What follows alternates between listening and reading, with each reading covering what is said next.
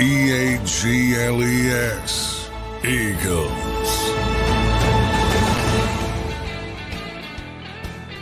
Welcome in, Eagles fans. A good May 23rd, Thursday edition of Birds 365. We got some good stuff to talk about today. I'm sure, as you all saw, the Eagles were out there for their OTAs. First one open to the media. So Johnny Mack had a chance to look at everything yesterday. Johnny Mack, good Thursday morning to you, sir. How you doing this morning?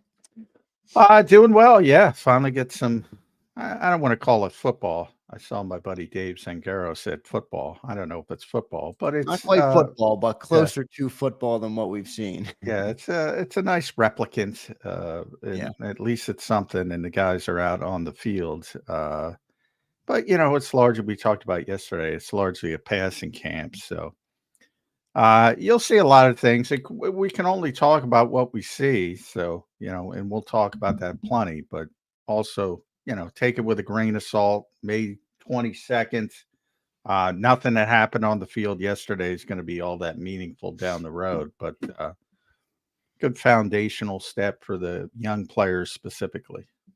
Yeah, good stuff. Some interesting stuff honestly came out. I was a little surprised by where Isaiah Rodgers and that lined up, but we'll get into all that. Just your biggest takeaways. Obviously, everybody was excited to see Saquon Barkley.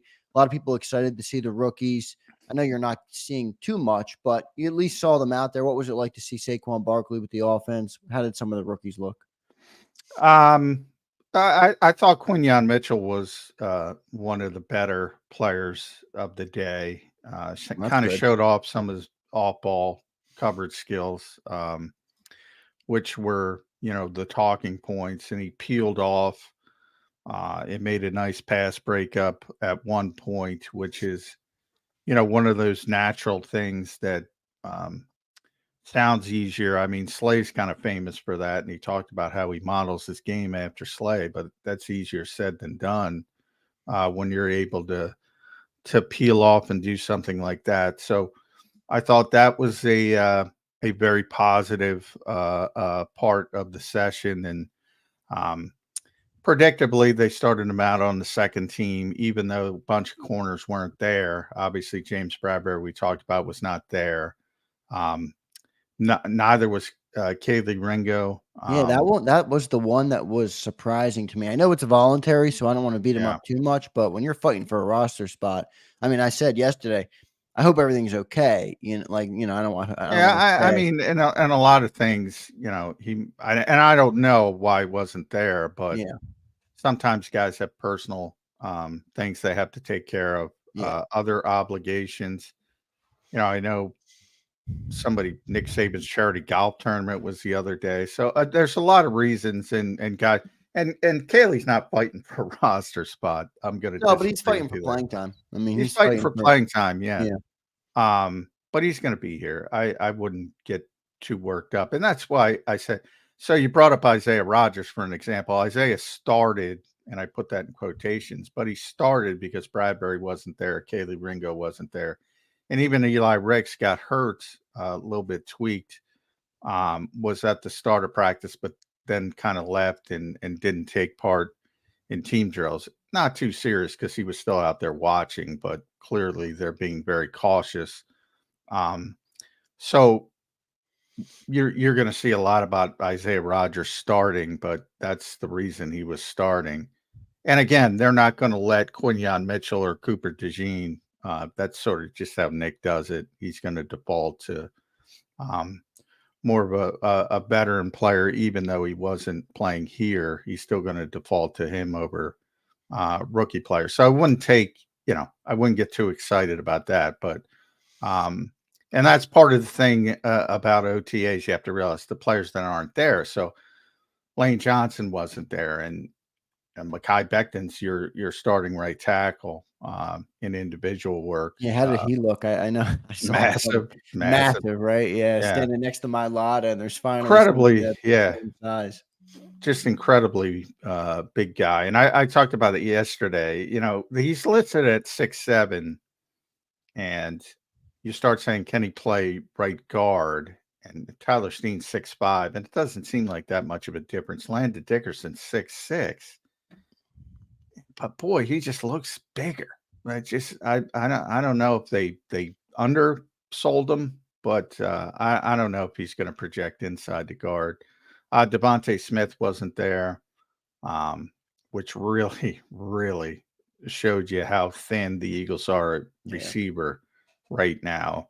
CJ Uzama wasn't there, the backup tight end, so that gave Alberto an opportunity, Grant Calcaterra more of an opportunity. I don't know if Albert hit that one out of the park, specifically had a drop. He gets open though. You can see the athleticism, but the consistency just isn't there. Josh Sweat wasn't there. Uh, Trying to think of anybody else. Those were the bigger I think names. those were all the players. No Bradbury, no Ringo, no Devontae, no Lane Johnson, no Josh Sweat, and no CJ Uzama, and then no Jake Elliott. But Yeah, don't, Jake. that doesn't matter too much. Yeah. Yeah. And that's the second part. Vic used a lot of these flat or hook defenders that we talked about a lot. That's the edge guys dropping Right. in the coverage. And I know that's going to be a talking point, and I tried to write about it, and I tried to calm because I know people are going to be upset by that.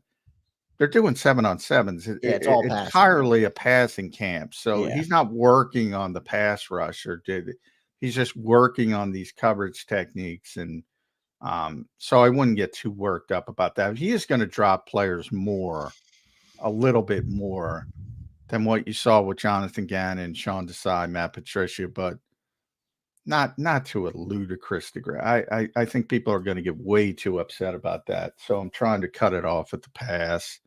But that's what they're working on right now. And I would say, Devin White, who's a player I haven't been high on, looked really good. Yeah, wow. Nakobe Dean's not back yet. He was able to stretch. He's getting close. And it's not a new injury. God, I get so many boy, I mean, these guys work.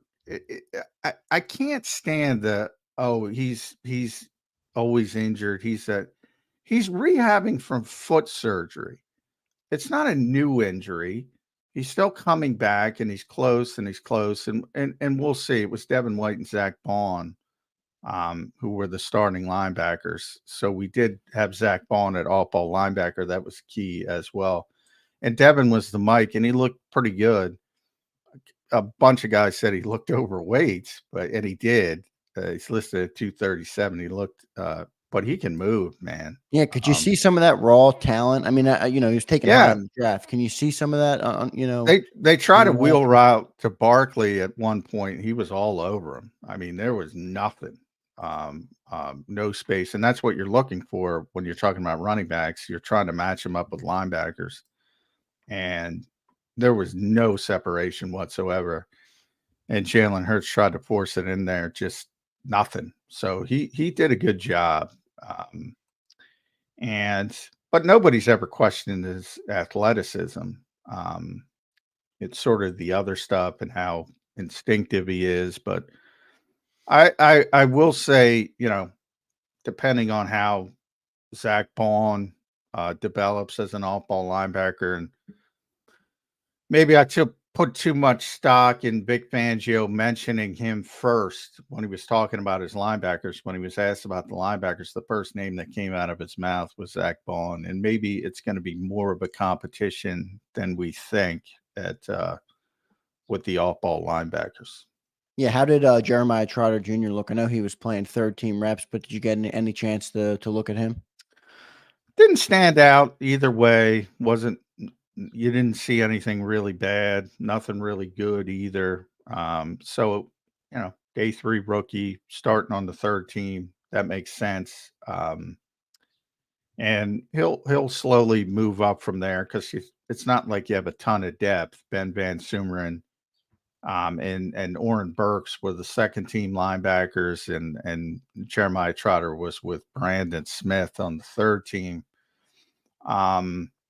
And remember, Nakobe's not there. So when he's there, somebody gets knocked down, most likely Zach Bond. But we'll see how they do it. It's interesting because Devin was the green dot. Not that they have the communication out there, but he was running the defense as the middle linebacker without Nakobe Dean. With Nakobe Dean, in theory, he'd move to the weak side. But we'll see. It's a little bit more interesting, and it's only one day. But I think maybe there's going to be a little bit more of a competition there because look, Nakobe Dean's got to prove himself. There's no question about that. I want to welcome everybody in this morning. It's an exciting day if you're a fan of football. I think. I mean, we're in May, so if you're an Eagles fan, we've made it through the back half of January, February, March, April. We're almost through May, so we are getting closer. We are certainly in the back half of the offseason, getting closer now. Obviously, Eagles OTAs are underway. The rookies are out there, so it's a very exciting time. At least for me, it is. I'm excited to get football back. I'm excited to get the Eagles back. I want to welcome everybody in. Tyler, James, Jason, Madness. We appreciate all you guys for joining the show this morning. Make sure you like the show. We'll be keeping you guys updated all off season long, all the way up to training camp, all the way through the OTAs and into preseason and football season. It's right around the corner, guys. So really good stuff. Johnny Mack, I want to ask you about quarterback one. Everybody's got a lot of high expectations for Jalen Hurts coming into this year. I know you probably didn't see much, but you at least got to see him out there. How did he look? And what was the energy like around him and the whole team? The energy was fine. It wasn't great from the first team offense, and I think a lot of that had to do, again, it's a passing drill, it's passing camp, and we're looking at all passing plays, and they didn't have any receivers basically other than A.J. Brown. So I think they struggled a little bit. The defense certainly, if you're going to grade the day, the defense certainly won, which you can say is positive because that's the group that needs the most improvement from the offense, which is supposed to be really good.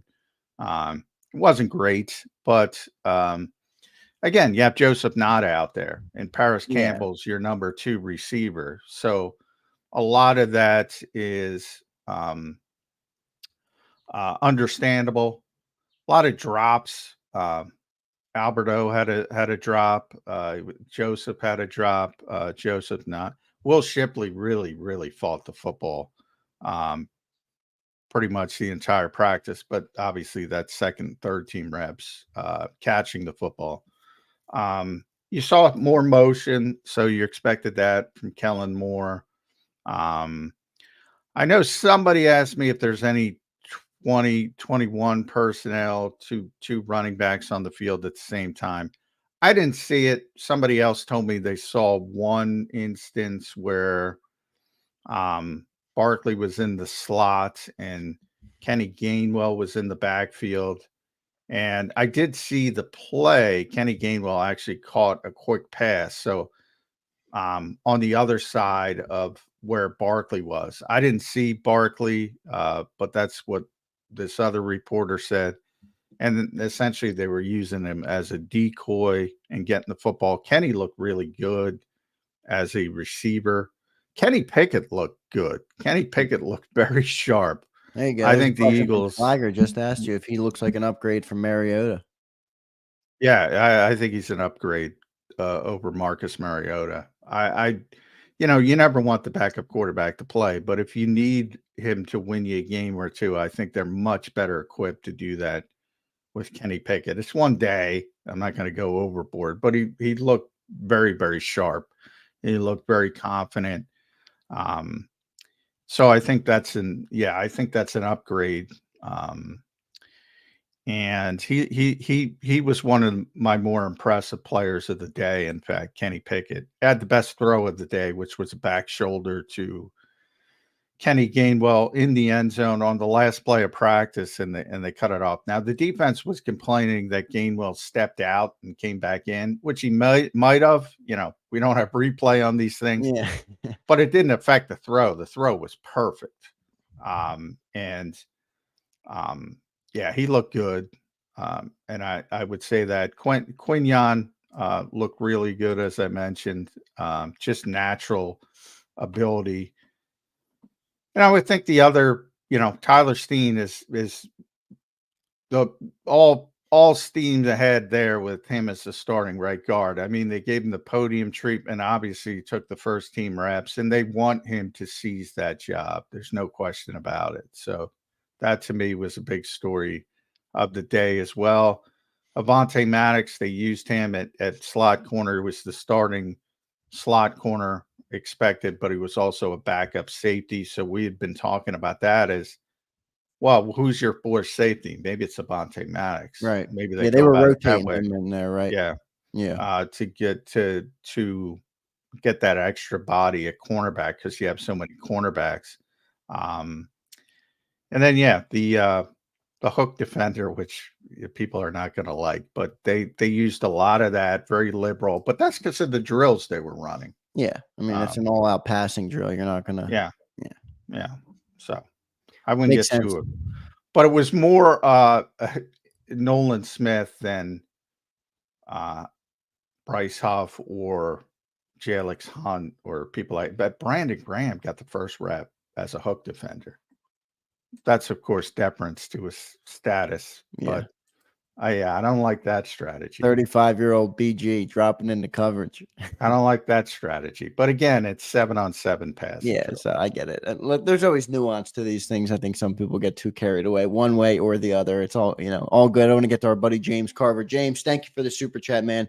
All the super chats are much appreciated. They go a long way in helping keep the channel and supporting the channel. So we do appreciate it. A big thank you, Johnny Mac, for all the videos and picks. You're the best. Aside from not being a day one, Anais as a Hall of Fame slot guy. I'm kidding. Well, Anais is Anais is getting closer too. He's not back from. They found a stress fracture in his medical testing, so that's what he's working back from. He's getting closer, but he didn't. He wasn't in team drills at all. He was out there stretching. He was watching also. Britton Covey and Cooper DeJean were the punt returners when they were doing punt return drills. And he was the third, but he was just watching. So he'll get involved in that mix as well when he's healthy. But yeah, I mean, they could use Anais Smith hitting the ground, Johnny Wilson as well hitting the ground running, because it ain't fun. He looked big, man. I saw a couple pics of him floating around. He looked big. Well, that's who Quinyon Mitchell peeled off, and there was a throw from Kenny Pickett, I believe, to Johnny Wilson that Quinyon Mitchell broke up. So that was a positive. And the defense as a whole, as I said, they probably outperformed. If you're going to grade it, they get the win on day one of OTAs. Yeah. Day one, defense up one. Yeah. Good stuff from the defense. We're going to take our first commercial timeout here. We got John Stolness in the green room. And then later on in the show, in hour number 2, Johnny Mac and I are going to get into each side of the football, what stood out to him. I know we just did kind of our overall recap, what stood out to Johnny at his first day down at OTA, but we'll kind of dive into the weeds a little bit and talk about all the things. It's special teams even. I'm excited to talk to you about Cooper DeJean. I know he was taking some punt returns, as you just mentioned, but we'll get into all of that. Make sure you guys like the show if you are in here. Coming up next, John Stolness will join us on Birds 365, and we'll get into more OTA stuff. So keep it right here on Birds 365. If you missed any of today's show on the JAKIB Media channel, listen to the podcast on your way home. Available on YouTube, Apple, and Spotify.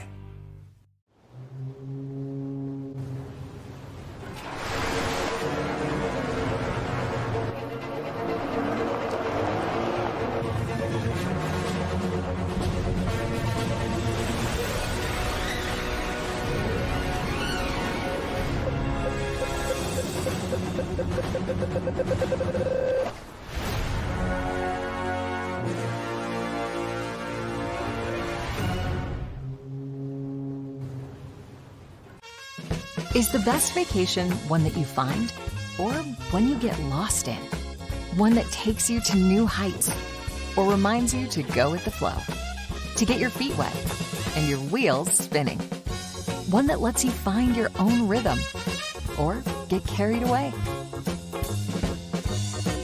Find the best of yourself. Get lost in the woods.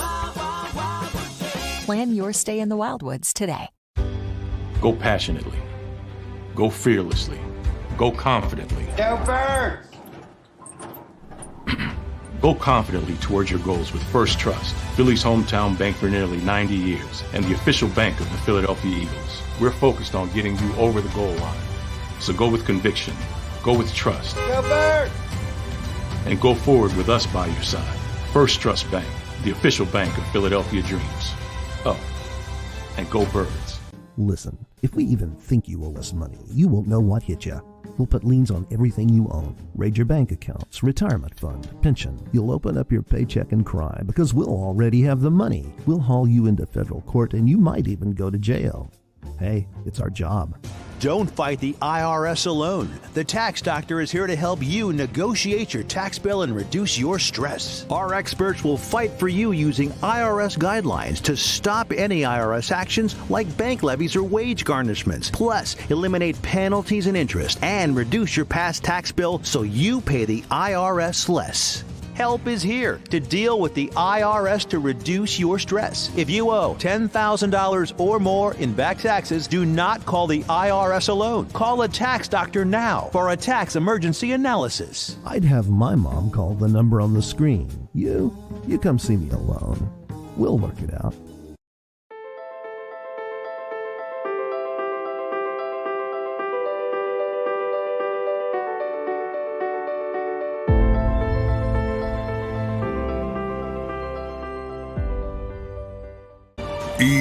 EAGLES, Eagles.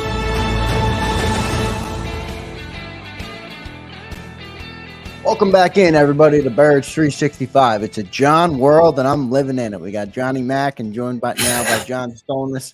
John Stolness, how you doing? Thanks for joining the show, man. Doing good, guys. How you doing? Good, John. You're living the life with the Phillies. The best. Yes, indeed. Best start in Phillies history. Is that true? I know it's the best start since Seattle, way back. Through 50 games. Yeah, the best start in Phil's history. 0-1 Mariners, last team to get off to this kind of start. 98 Braves, the last National League team. It is good times right now. Now, are you wringing your hands and saying they're peaking too quickly? That's my worry. Yeah. You know what? We got to have something to worry about, right? Might as well be that. It's a Philly, John. We got to worry about something. Yeah. How are we going to function if we're not terrified of losing in the first round of the playoffs right now? So, yeah. Yeah. Just enjoy the ride would be my recommendation for all the Phillies fans out there. And I think the Eagles like it because they get some I think they like it when the Phillies are relevant because they don't get the microscope as quickly as they typically do. But when they're on the field, they get it anyway. And they were on the field for the first time in front of reporters on field OTAs yesterday. I'm sure you saw all the news coming out. I was impressed by the defense, you know, and you should be ahead this early. And it's a passing camp. It's all passing. I don't even know why offensive linemen have to show up to these things, but or defensive linemen for the most part. Yeah. From the things you saw, anything catch your eye as far as excitement level? I mean, I think you have to be excited about what you're hearing about Quinyon Mitchell. These OTAs, because like you just said, they're not doing any running. There's not really any pads. There's, you know, you're not running the, you know, it's mostly, this is going to feature a lot of the guys who you expect to have a lot of athleticism, a lot of the quick guys, you know, you want to see that in this setting, can they stick with wide receivers, especially with these new guys in the secondary? You wanted to get a sense like how they're going to match up Cooper DeJean in the slot.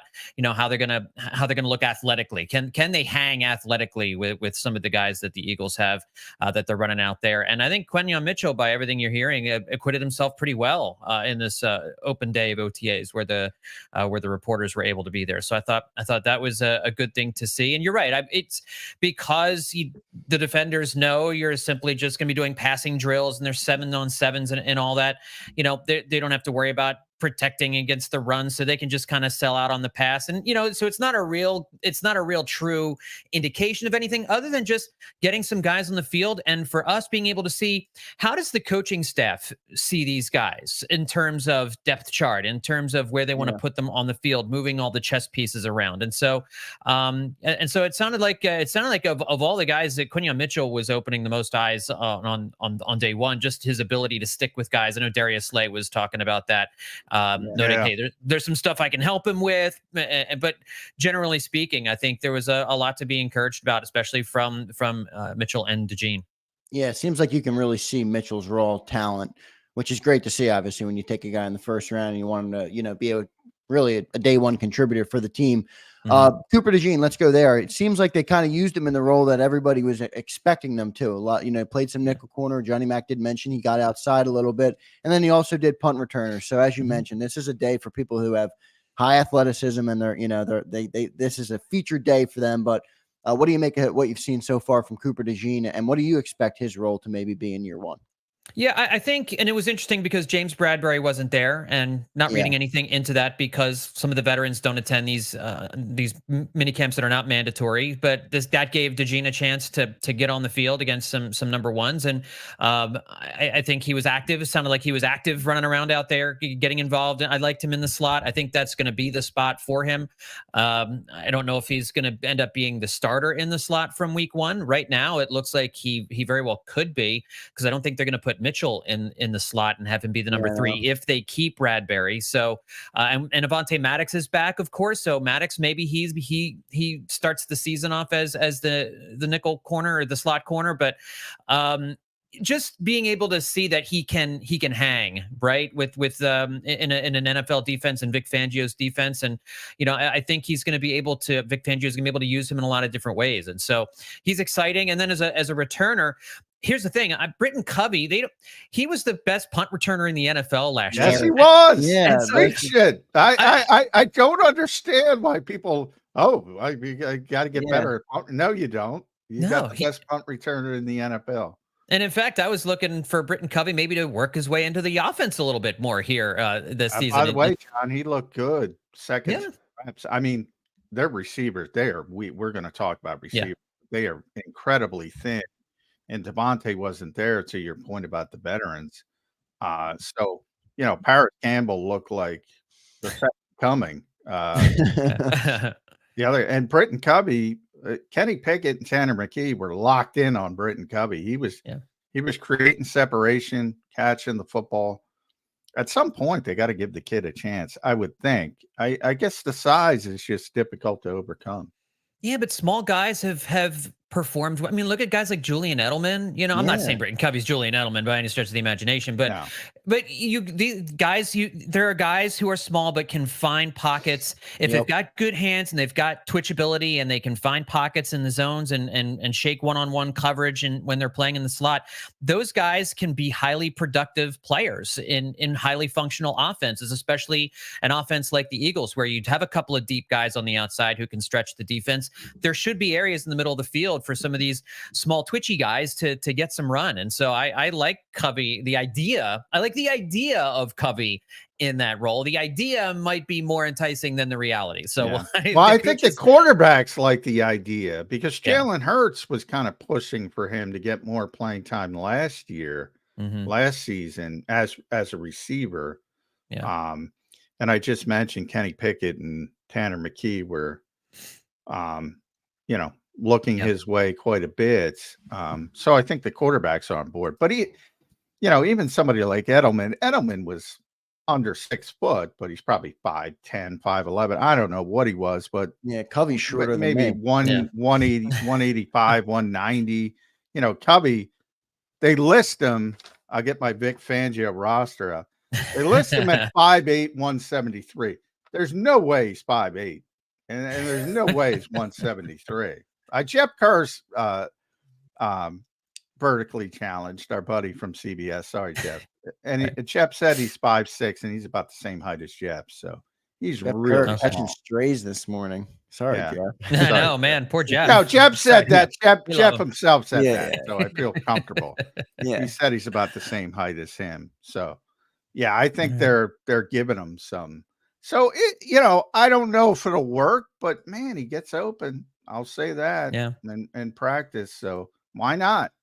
He seems not to be. And at the very least, don't take away his punt return duties at this point, right? I mean, try these guys out, but I mean, I don't think you need a solution for something that's not a problem. Don't go searching for a solution where a problem doesn't exist. Try guys out. You want to get them a feel. Covey gets hurt, you want to have backup options. That's as far as I would go. It's nice to have Cooper DeJean to return punts, but also, do you want a high pick? You want him involved in the defense. You don't want to worry about returning punts anyway. Or Anaya Smith. Hopefully he can develop when he's healthy. He can return punts as well. But yeah, I'm with you, John. He was the best punt returner in the NFL last season. It was. And crazy that so many people want to move on from that. But wide receivers as a whole, it's interesting. Zander and I did a way too early, as everyone does, projection on the 53. Yeah. And I didn't even have Devontae Parker making the team.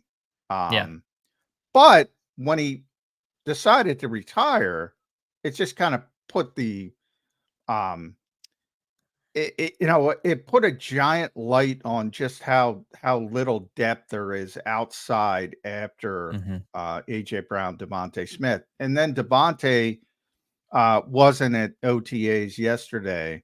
So all of a sudden your starting receivers are AJ Brown, which is great, Paris Campbell, not so great, and Joseph Nada, brutal. I mean, that is not good.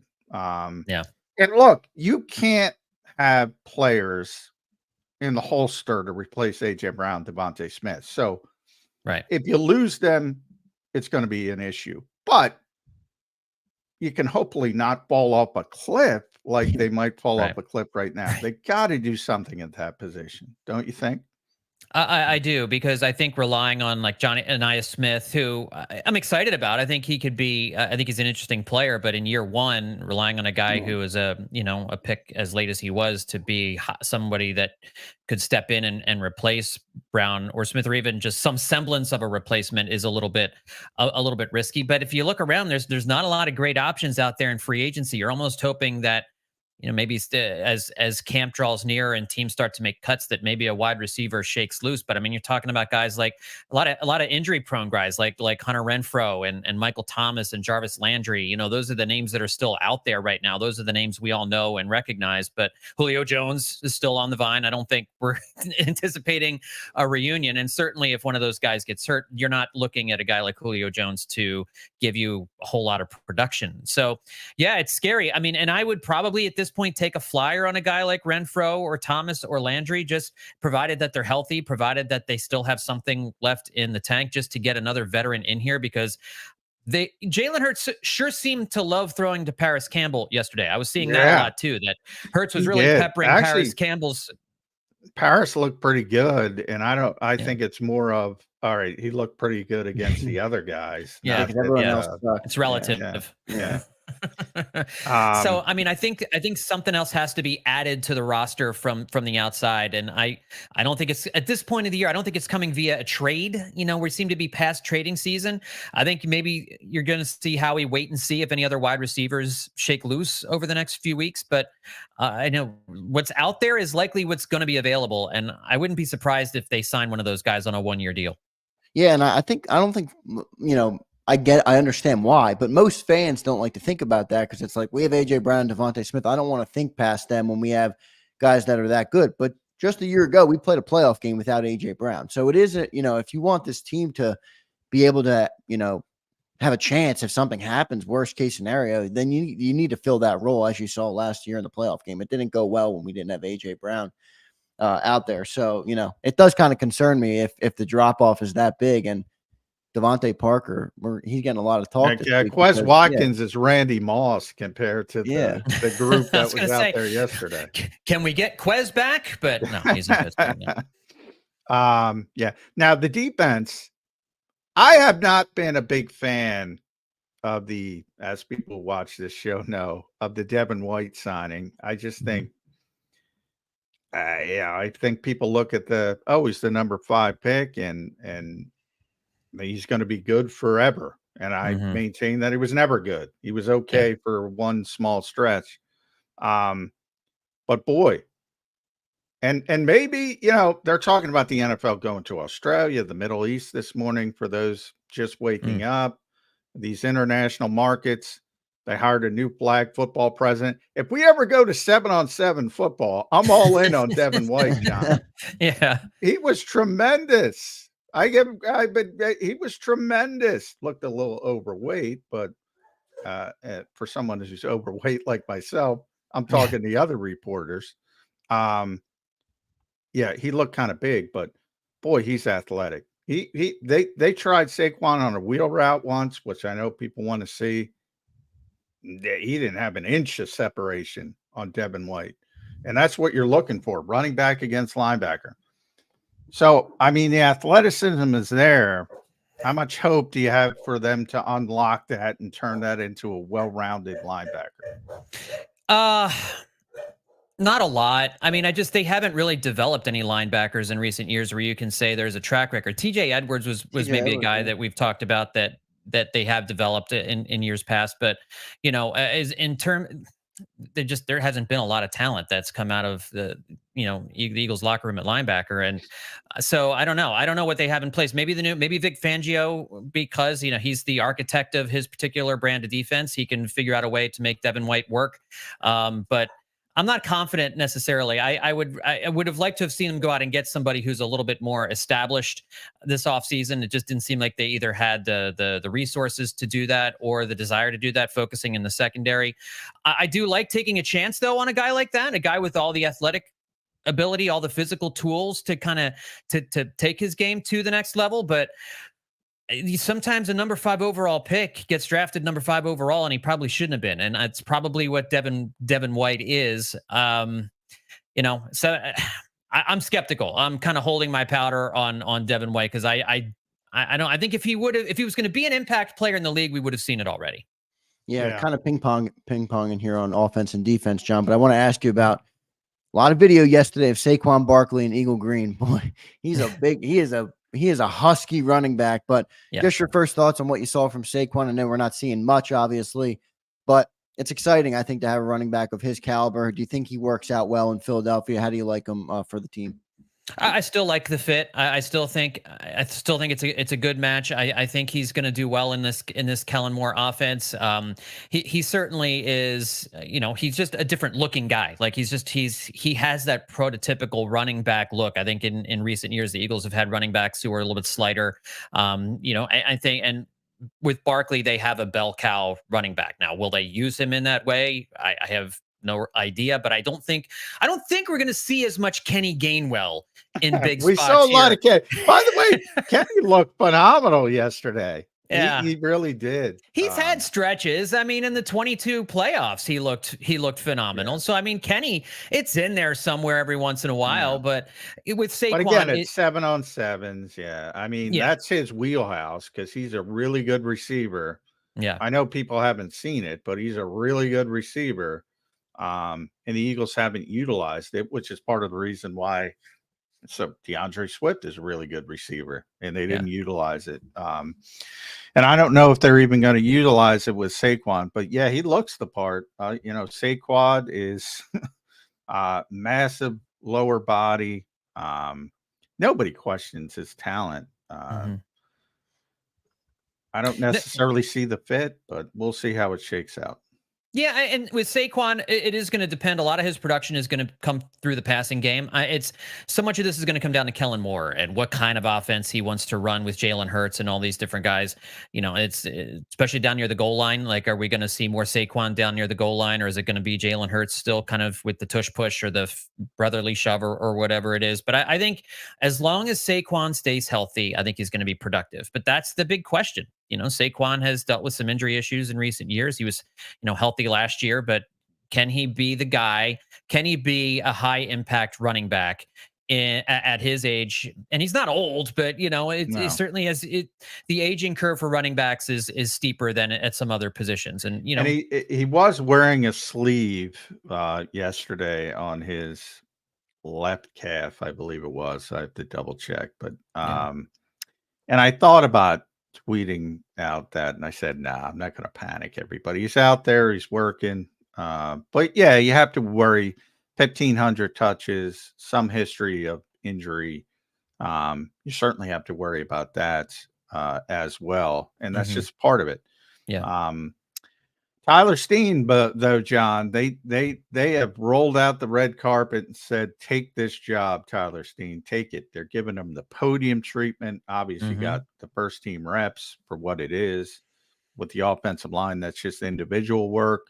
They didn't even give Trevor Keegan any work at right guard. They started him at his college position of left guard. They did have Matt Hennessy at right guard, though, and they let Brett Toth. Zander and I were talking about this.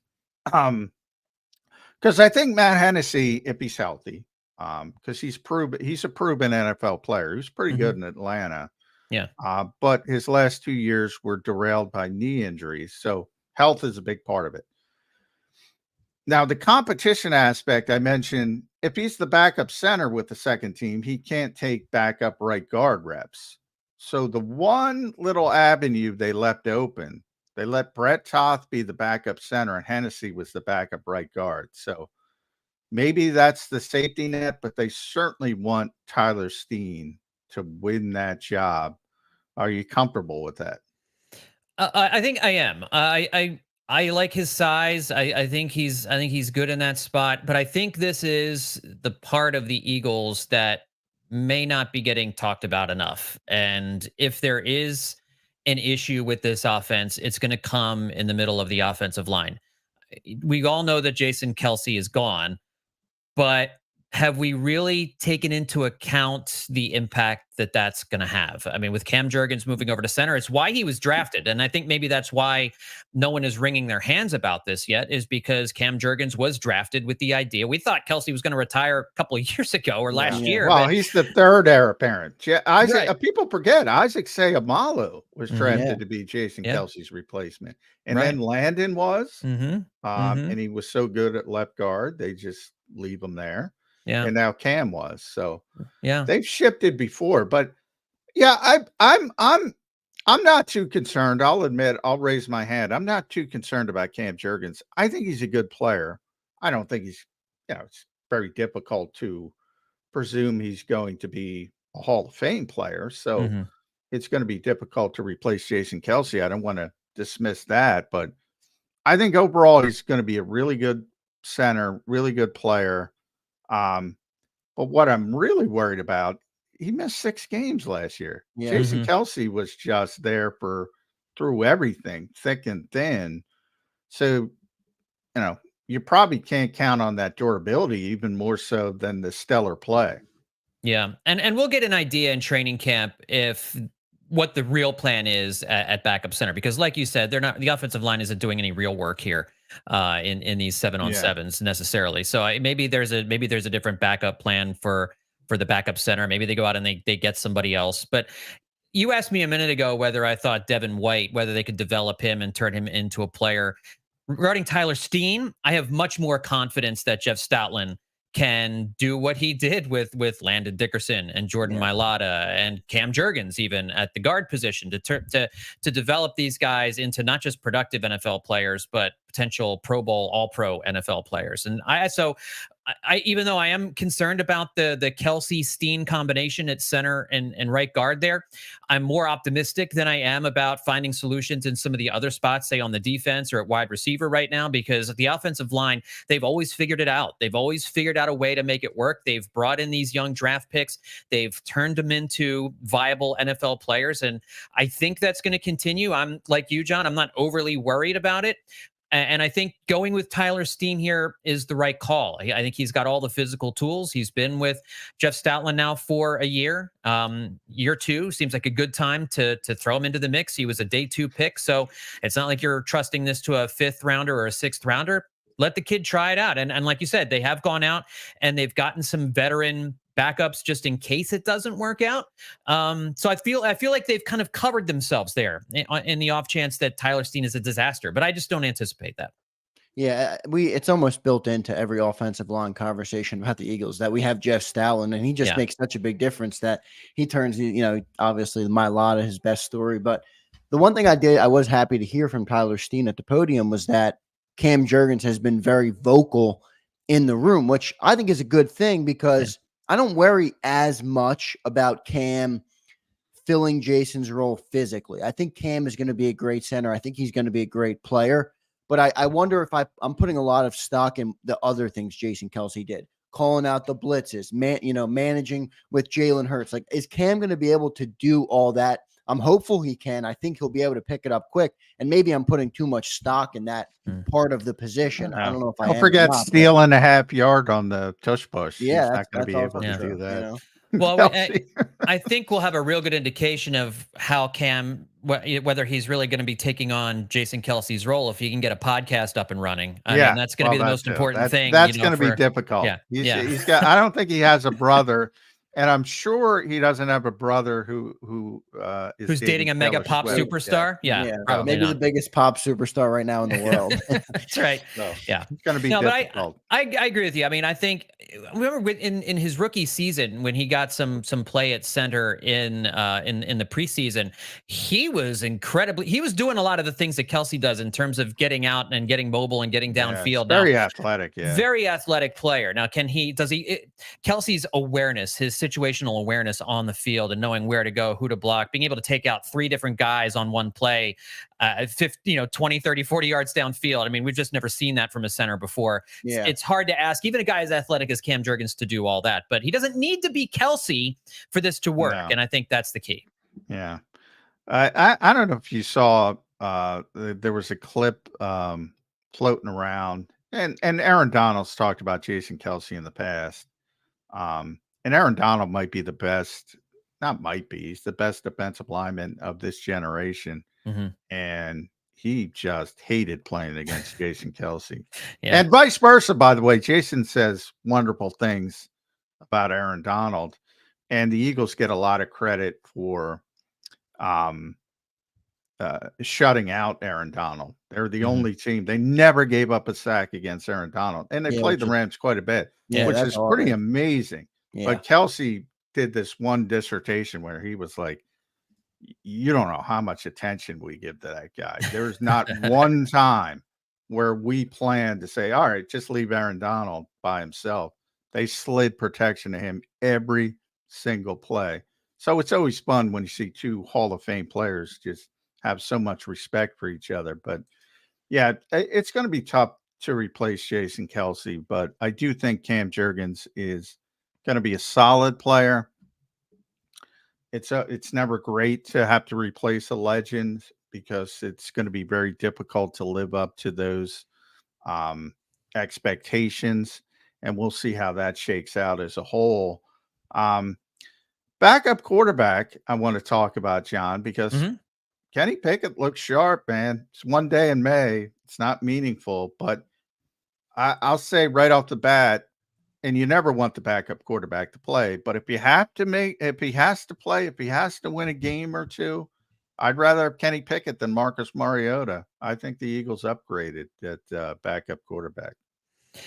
Yeah, I mean, probably a small upgrade. More of I didn't like the trade. I felt there were options out there where you just sign somebody rather than give up draft picks or whatever to bring on Kenny Pickett. But Kenny Pickett's a starter in the league. I think he's more of a passer than Marcus Mariota is. I certainly agree with you there. I'll be cautiously optimistic, I guess, on Kenny Pickett and Tanner McKee. I think he's actually kind of a guy I'm a little more excited about. But again, there was a lot of good stuff coming out on Tanner McKee yesterday. No Will Greer. No Will Greer. That's because Will Greer didn't get one rep. So anybody think that looked good for him. Yeah, in that regard. Yeah, he's here because he's Saquon Barkley's golfing buddy. Evidently, right. There are worse things to be. No, he's also friends with Kellen Moore and Doug Nussmeier. So he's like the extra coach on the field. It's who you know, John. It's who you know. It's not a bad idea, actually. But for those who think because Will has a long history with Kellen Moore and Doug Nussmeier, he's going to push Tanner McKee, it ain't happening. And that's a good thing. I do like Tanner McKee as a developmental quarterback, but I don't think he's going to be pushing Kenny for the second role, for this second quarterback role. No, not unless Kenny in the preseason, and again, preseason, you're not making any real determinations. But I mean, if Kenny Pickett looks abysmal in the preseason, I mean, like unplayable abysmal, and Tanner McKee looks a whole lot better, there are going to be conversations. I mean, they're going to be conversations. No, there is. And by the way, they both have a chance to look poor because we go back to where we started this. The backup receivers are not good. So, if you're out there playing significant time in preseason football, it may look ugly at times. And I thought it looked ugly at times for Jalen Hurts yesterday. And that's why I'm not concerned, because he's trying to, get the ball to Paris Campbell and Joseph Nada. So yeah, I want to say, so I don't know if you saw his tweet by WIP yesterday. They were tweeting some video of the OTAs, and they had one video of like how the Hurts has got his speed back or something like that, and it just showed him like faking a handoff and kind of running around the side with open field. Like, how are you? Like, what's the basis we're judging this on? How can you even? Well, hey, you know how this industry works, John. I think John froze up. Did I froze up on my end? No, you're good. You're good for me. Oh, all right. That probably me. Thunderstorm coming through. But I hear what you're saying, John. But you know how this works. People are in engagement, and it gets people excited. I was just talking. I was just texting somebody. Somebody who wasn't even there tweeted something about James Bradbury not being at OTAs, and it got like a couple thousand likes. And I'm like, this is where people are getting their information. I mean, they're not even there. It's about generating engagement. And WIP is good at it. But and listen, I don't have any. I like the sports radio stations in Philadelphia. I'm on them, so I mean, I'm just, the tweet was silly because you can't tell anything about Jalen Hurts' health, his knee, or anything else based on one 12-second video clip of him rolling out during a drill. I mean, it's. I hope that his knee is healthy, but nobody ever said that it wasn't last year. Like after like the first few weeks of the season, the eye test told you something was up with Jalen Hurts, and I still maintain that his offseason was so screwed up last year with the shorter offseason, all of the different new obligations that he had after that Super Bowl performance as an NFL megastar. I think he recognized that too. I think that's a good part. He took a lot on, whether it was endorsements or being that as being, as you mentioned, that megastar. I think he scaled back. You've already seen he scaled back on that. I think he's hyper focused on getting ready for the season. He was everywhere last year, John. I mean, you couldn't turn around and he's not being profiled in Sports He was everywhere. He was everywhere. And I think that affected his preparation last year. I think that affected his ability to physically prepare for the season, which he may not have suffered an injury, but he just may not have been physically prepared, and then wore down a little bit more easily last year, which is again one of the reasons I think they drilled into his head, don't get hit, don't get hit, don't get hit, and that factored into the desire not to run and prepare for that part of his game. So I think there were a lot of things going on with Hurts last year. I am very optimistic. If talking about things we're optimistic and not optimistic about, I'm very optimistic about a Jalen Hurts bounce back season, provided his receivers are healthy.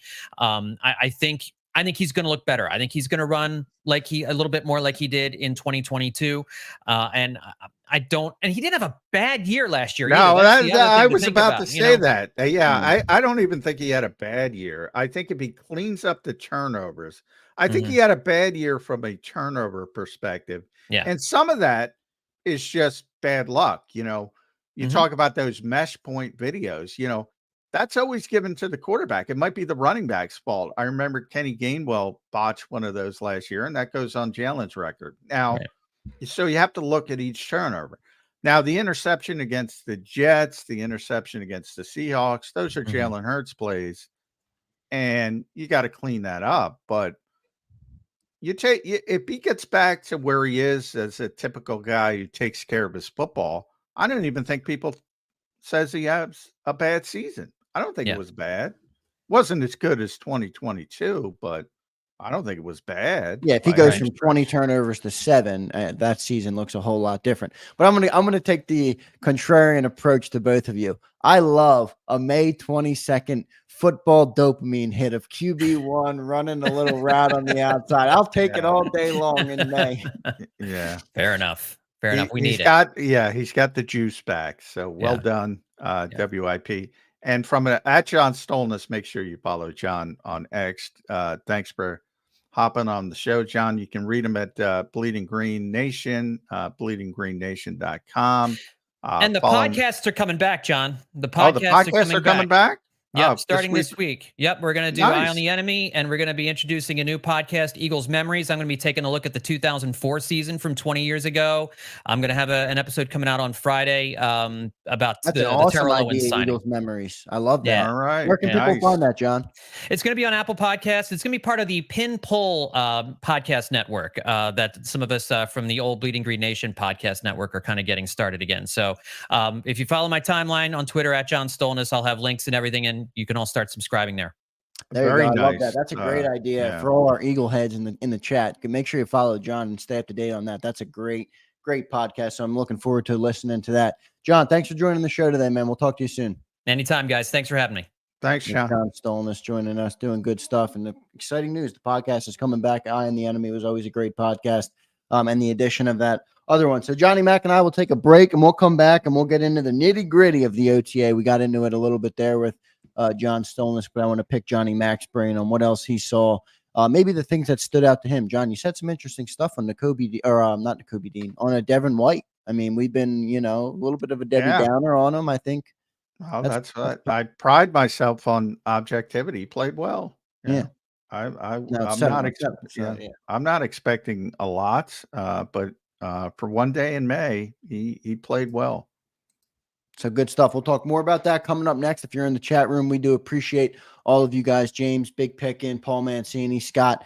We appreciate all of our Eagles faithful that tunes into Birds 365 every single day. So we appreciate all of you guys.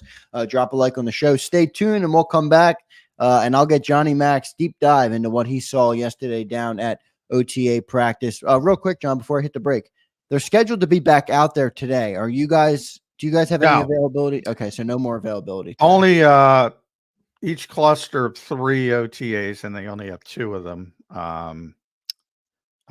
We only get 1, so we'll be back in there most likely next Thursday, a week from today. Not 100%. So correct me if I'm wrong. They were yesterday and then today. They're off tomorrow, and then they're back Tuesday, correct? Tuesday, yeah. Memorial Day, obviously. So they're going to be back Tuesday, and then they're going to have Wednesday off, Thursday, Friday next week. And most likely we'll be out there on Thursday. Okay, sounds good. So, and a fitting time to say there will be no Birds 365 on Monday, Memorial Day. So everybody enjoy their Memorial Day weekend. There will be no show on Monday, but we'll be back strong Tuesday when the Eagles are back out at OTA. So we'll take a commercial timeout. Hour number 2 of Birds 365 coming up next. If you missed any of today's show on the JAKIB Media channel, listen to the podcast on your way home. Available on YouTube, Apple, and Spotify.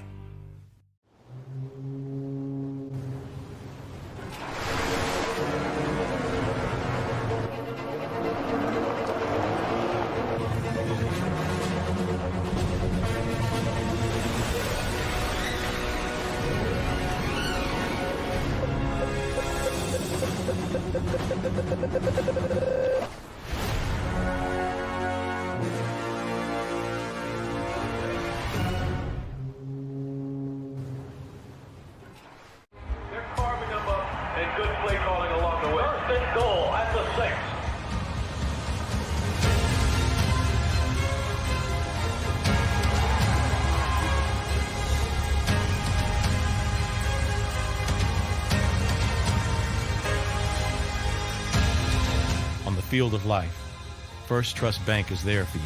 Champions on 3. 1, 2, 3. Because Philadelphia dreams deserve a Philadelphia bank. Heading down the shore. Have a ball once more. Here, imaginations run wild and time stands still. Because here, you can find the best of the Jersey Shore, all on one 5-mile island. So leave the old you behind and get lost in the woods. Wild, wild, wildwood day. Plan your stay in the Wildwoods today.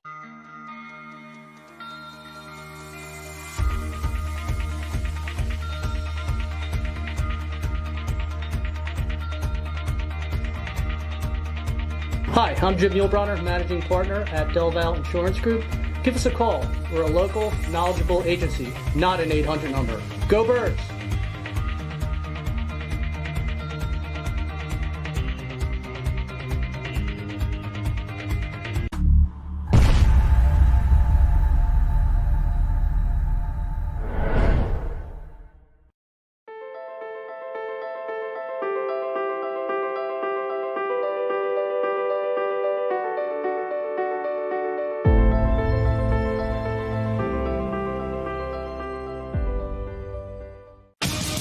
the greatest fans on earth. It's a bold statement, but would you expect anything less from Philadelphia? 58 years of heartache creates a toughness, a grit, a resolve not found in most. Sure, our prayers were answered, but now that we've had a taste, we're looking for more. Pondley Hockey, official partner of the Philadelphia Eagles. EAGLES, Eagles.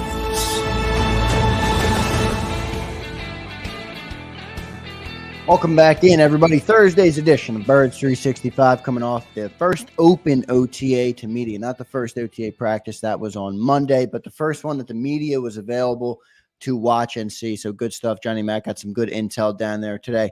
John, before we get into the nitty-gritty, I want to give you a chance to walk us through your offensive play of the day yesterday and your defensive play of the day. Boy, the offensive play of the day, I think, and there weren't a ton of splashy offensive plays. There was a deep seam route down the middle of the field from Tanner McKee to EJ Jenkins, who's a backup tight end. I think that was the splashiest play. I love that. And then Tanner McKee to EJ Jenkins gets the W. Yeah. And I mentioned the back shoulder throw to Kenny Gainwell from Kenny Pickett in the end zone. One of those two plays, but the defensive players were claiming Kenny stepped out, so could have went either way. But the throw is what I was most impressed by. But so I would say the one no doubt about play was that seam throw to EJ Jenkins from Tanner McKee. The first team I'm trying to think the first team offense. It started out good, EJ right away. And then the second throw, boy, I forget who it was for, was might have been Alberto. And then it got a little bit in the muck. There was some good stuff with Kenny, as I mentioned, out of the backfield. Not a lot of highlights, though, because AJ didn't play a lot. I mean, for obvious reasons. And it's just shorts, but I will say AJ looked explosive as always. I mean, he is. He is a beast, man. Yeah, that dude's the best football player they have. I say it all the time. Best pure football player on the team. So those were the two offensive plays that stood out. I mentioned the defensive play that stood out, which was Quinyon peeling off and getting a pass breakup on a throw to Johnny Wilson. And then Devin White, I also mentioned on that wheel routes, that's what you're trying to do with Saquon is match him up with a linebacker. Yeah. And there was no separation. I mean, zero. So that was pretty impressive as well. Is that the upside to Devin White that maybe we're missing? Like, it's a passing league. You want to, and if he's that athletic where he can stick with Saquon Barkley, he might be good in passing situations. Well, it didn't work out in a consistent fashion in Tampa, and it wasn't about his athleticism. It's about understanding the coverages and the roles on a particular play. So on that, when he does, it looks really good. But can he do it consistently? That's been an issue in Tampa Bay. A lot of people criticized his penchant for overrunning plays or freelancing and going outside of what the design of a particular defense was. So we'll see if Vic can fix some of those issues. So good. John, I want to ask about cornerbacks. Obviously, that's something we've been talking about all off season, really. And the one thing that surprised me a little bit yesterday, and I know nothing's set in stone, and there's not too much we can take from this, but it is May 23rd, and I got to do a show today. I can't do a show in August, as far as he always says. So we got to talk about it now. They had Isaiah Rodgers at outside corner in place of Bradbury. Now, I'm not surprised they didn't just stick Quinion in there. As you said, they want to make him earn it, which I understand. I just didn't expect to see Isaiah at the outside. I know he played it in Indianapolis, but there's a lot of talk of him being in the slot corner. So you had Slay, you had Rogers, and you had Maddox in the slot. What did you make of that situation? Well, I kind of said that at the start. Understand, it wasn't just Bradbury. It was also Kaylee Ringo. It was also Eli so Ricks. Ringo might have been out there. So, if Bradbury was out there, he would have been the starter. If Ringo was out there, he would have been the starter. If Ricks was out there, he might have been the starter over Isaiah Rogers. And some of that is deference to the fact that they were here, similar to what they did at other positions. So I wouldn't put too much into the fact that he was out there because of the guys who weren't out there. As far as the outside inside, when they first got him, things have changed a lot. And Avante's back. If they cut him and brought him back, so he's a legitimate slot player.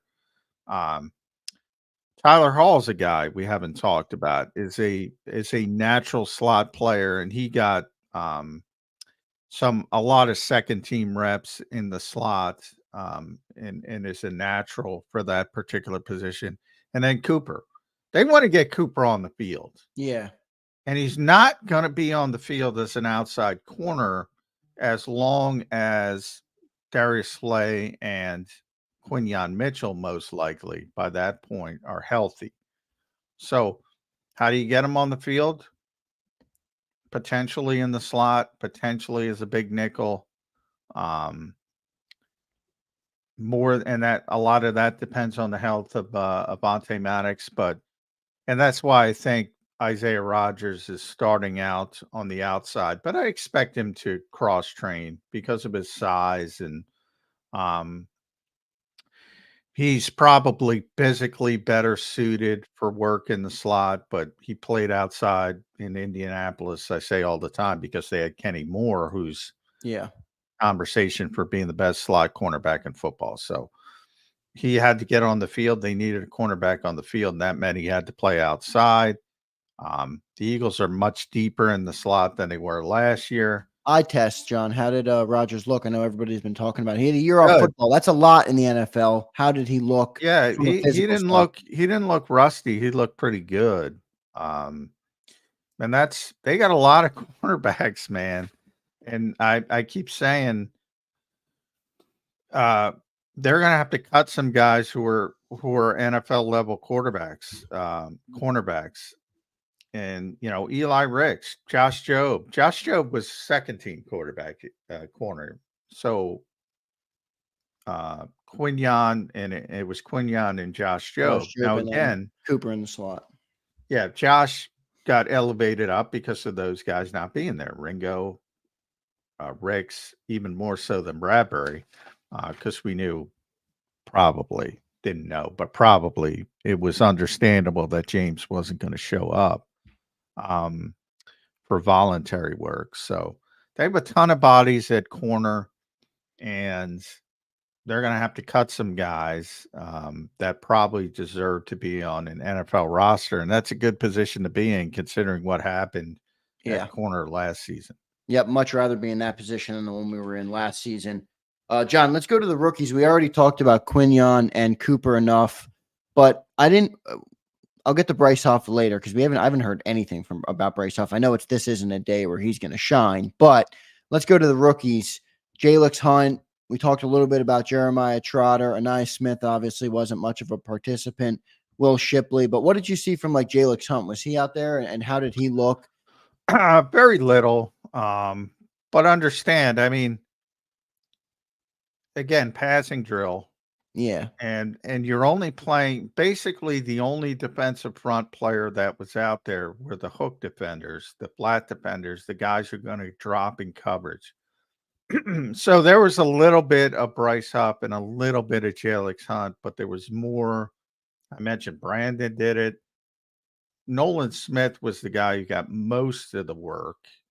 How did he look? In that particular, I got a big bullseye on Nolan Smith this year to take a big step forward. How did he looked fine. He looked comfortable. Look like he put on any size, any weight? Is he more of an NFL ready body coming into the year? No, he didn't look that much different physically. And I don't think that's the problem. I think the problem with Nolan is his health as far as the shoulder, and hopefully he had a procedure and hopefully he's healthy. Sometimes there is like a physical acclimation period though for guys that get in the league where there's like an Yeah, I NFL mean, body. no doubt about it. That's a big part of it. And Yeah. I would say he hasn't put on any noticeable weight. Looks the same. So from that standpoint, but that's part of his game as well, being athletic and incredibly fast for being an edge rusher. And he's probably the guy that Bick is looking at and saying, well, we could probably drop him in coverage more than anybody else and be effective that way. So I always talk about Andrew Van Ginkel last year from Miami. Can he play that role? Yeah. That seems to be day one. We're talking about one day. That seems to be where the Eagles are defaulting, that he'll be the guy to play that role. And then it becomes, can he handle it? But Julian Okwara did it. Terrell Lewis did it. Some lesser play, but you didn't see a lot of Bryce Huff doing it. You didn't see a lot of Jalix Hunt doing it. In the case of Bryce, that's probably a good sign because that means he's going to be rushing the passer. Bryce he's a stocky guy. Bryce Huff. He's a little bit beefier, I would say, from the looks of it, from what I've seen, and from just watching some of his tape from last year. He's a little bit beefier than a guy like Hassan Reddick was. So maybe he's about 260, Bryce Huff. So he's stocky. He's ripped up. Yeah, he's got some heft to him. So I think that's a good thing. With Jalix, it's probably just, he's very raw and he'll get to it with Jalix. But, you didn't even see, other than individual work and them working off of the side, same as the offensive linemen, guys like Jordan Davis and Jalen Carter. We got to talk to Jalen Carter, but he's not in 7-on-7. So, again, you have to understand what they were doing. And it was a coverage drills, essentially, from a defensive perspective. And that meant you weren't going to see a lot of guys who aren't going to be in coverage.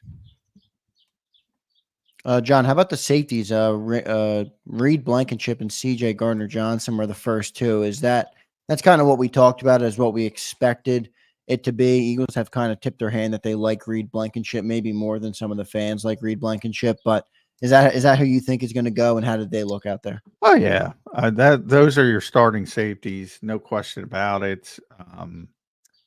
The issue becomes after that. Now Sidney obviously is not ready to go, but he was on the side field. He's working out. He was. I saw some tweets that he looked pretty good too. Yeah, he wasn't doing much, but he was moving well. I'm telling you, he's going to be back early in the season, maybe even week 1. But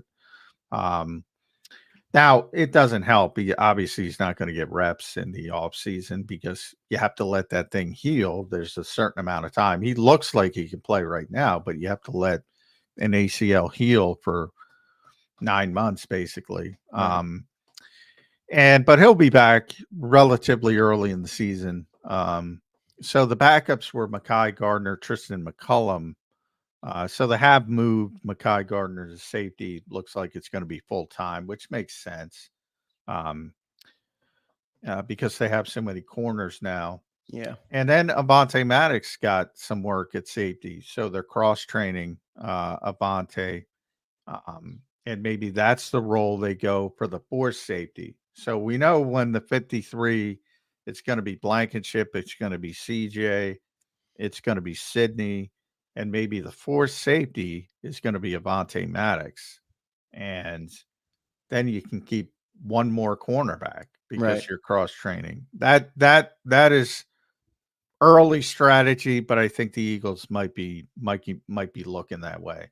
And Avonte's got to stay healthy, obviously. Yeah, I want to get into a little bit later on in the show. We have about 43 minutes left in the show. I do want to talk about the press conferences. Obviously, some good stuff. We'll talk a little bit more about that coming up. John, I'm sure you didn't, but I do want to ask for clarity. Not much you're getting scheme-wise from the new coordinators, right? Well, I mean, you saw more motion, more bunch Okay. formations. Hurts The under Eagles, center a little bit.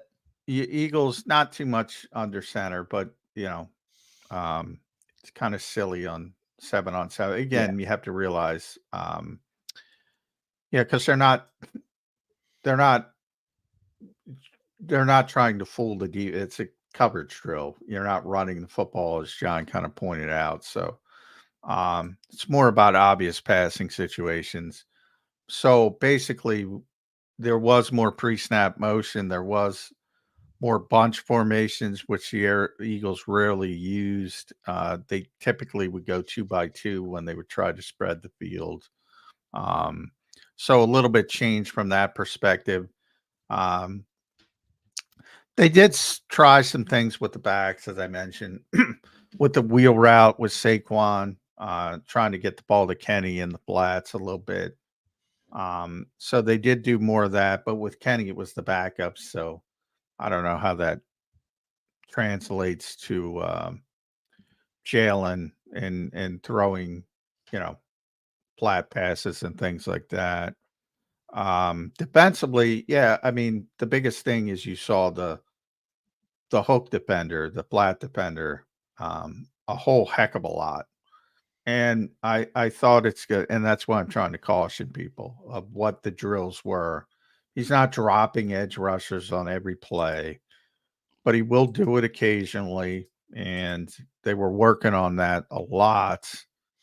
Um, and if you watched yesterday and surmised that's what they're going to do all the time, um, you're probably going to get upset. But that's not what it was about. But you got to see how he utilizes that particular defender, and it's a little bit different than what Jonathan Gannon or Sean Desai did as disciples of what Vic was trying to do. He does it a little bit more, um, and he puts a little bit more on that particular player. Yeah, if it's used situationally, honestly, it doesn't bother me too much. I get why people don't like it, but it's part of a defense. You can't just run the same stinking Yeah, you got to throw a player. Yeah, curveball. I you got to always throw say, curveballs. You and got to just keep them on their toes. And yeah, can't just throw 100% fastballs. So, and it looks like it's going to be Nolan Smith in that role. And but guess what? If he decides that I don't have a great player for that role, maybe he uses it less. So I think it depends on how, can you find the player that can handle it? John, I want to ask you about Saquon Barkley, the big signing. I know we talked a little bit about it with John Stolness, but what did you see from the Eagles' new running back? He's kind of the flash signing for the team. He's the exciting signing on the offensive side of the football. There's no other additions really on offense that everybody's excited about that's new. Everybody's excited for Saquon Barkley. He looked good out there he's physical, he's big, he's husky. Saquad is a real thing. What was your first impression of seeing Saquon in Eagle Green?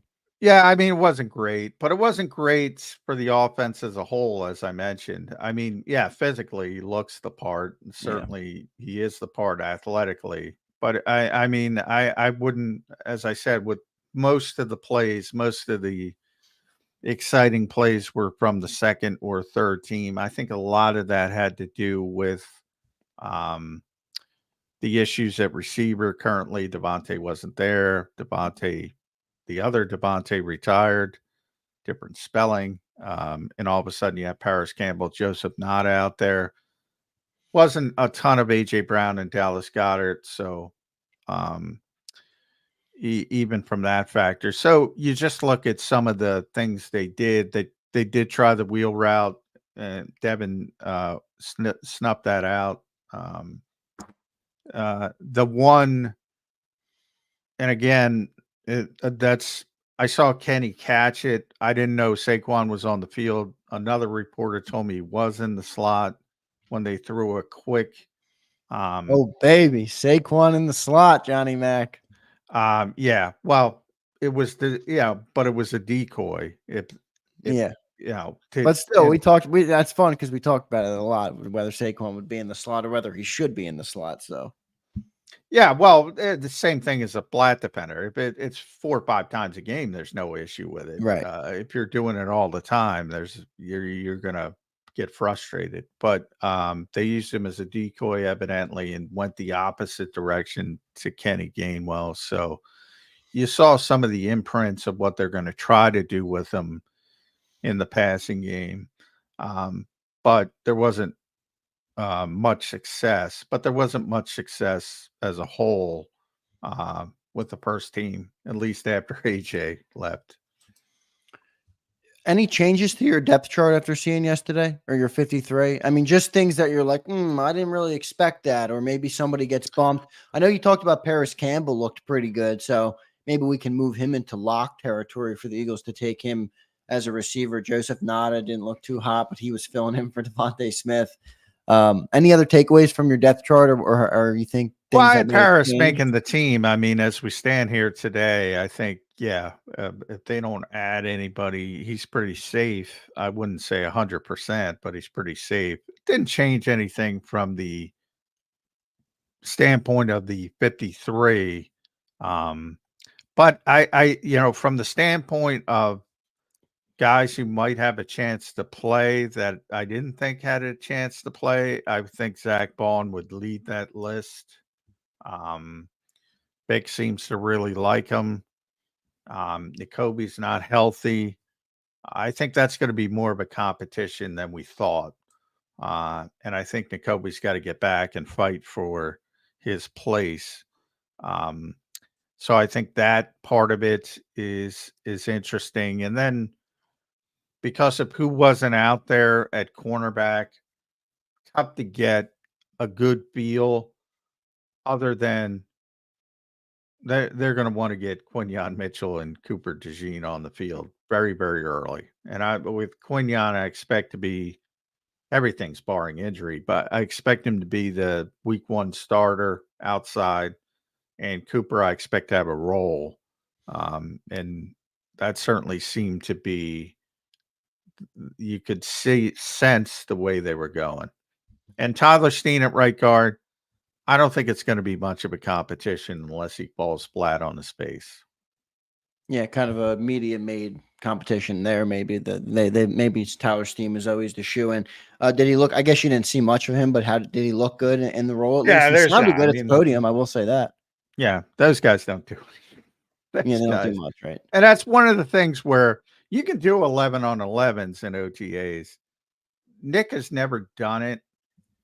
And I know some people have a problem with that. And I'm like, why are you going to make offensive linemen stand there? Like, what's the point? Same with defensive linemen. I mean, it's a waste of time. So I don't have a problem with that. It is what it is. It's a passing camp. Like, you go to high schools now. My buddy Rob Kessner pointed this out. I went, Zach McPherson and Milton Williams had a youth football camp last year, and they do it every year, and they're probably it's going to come up in July. In South Jersey, they typically have it, but I went last year, and there was this kid, and I wish I could remember his name. He was just a phenomenal quarterback. Alabama was already looking at him, your school.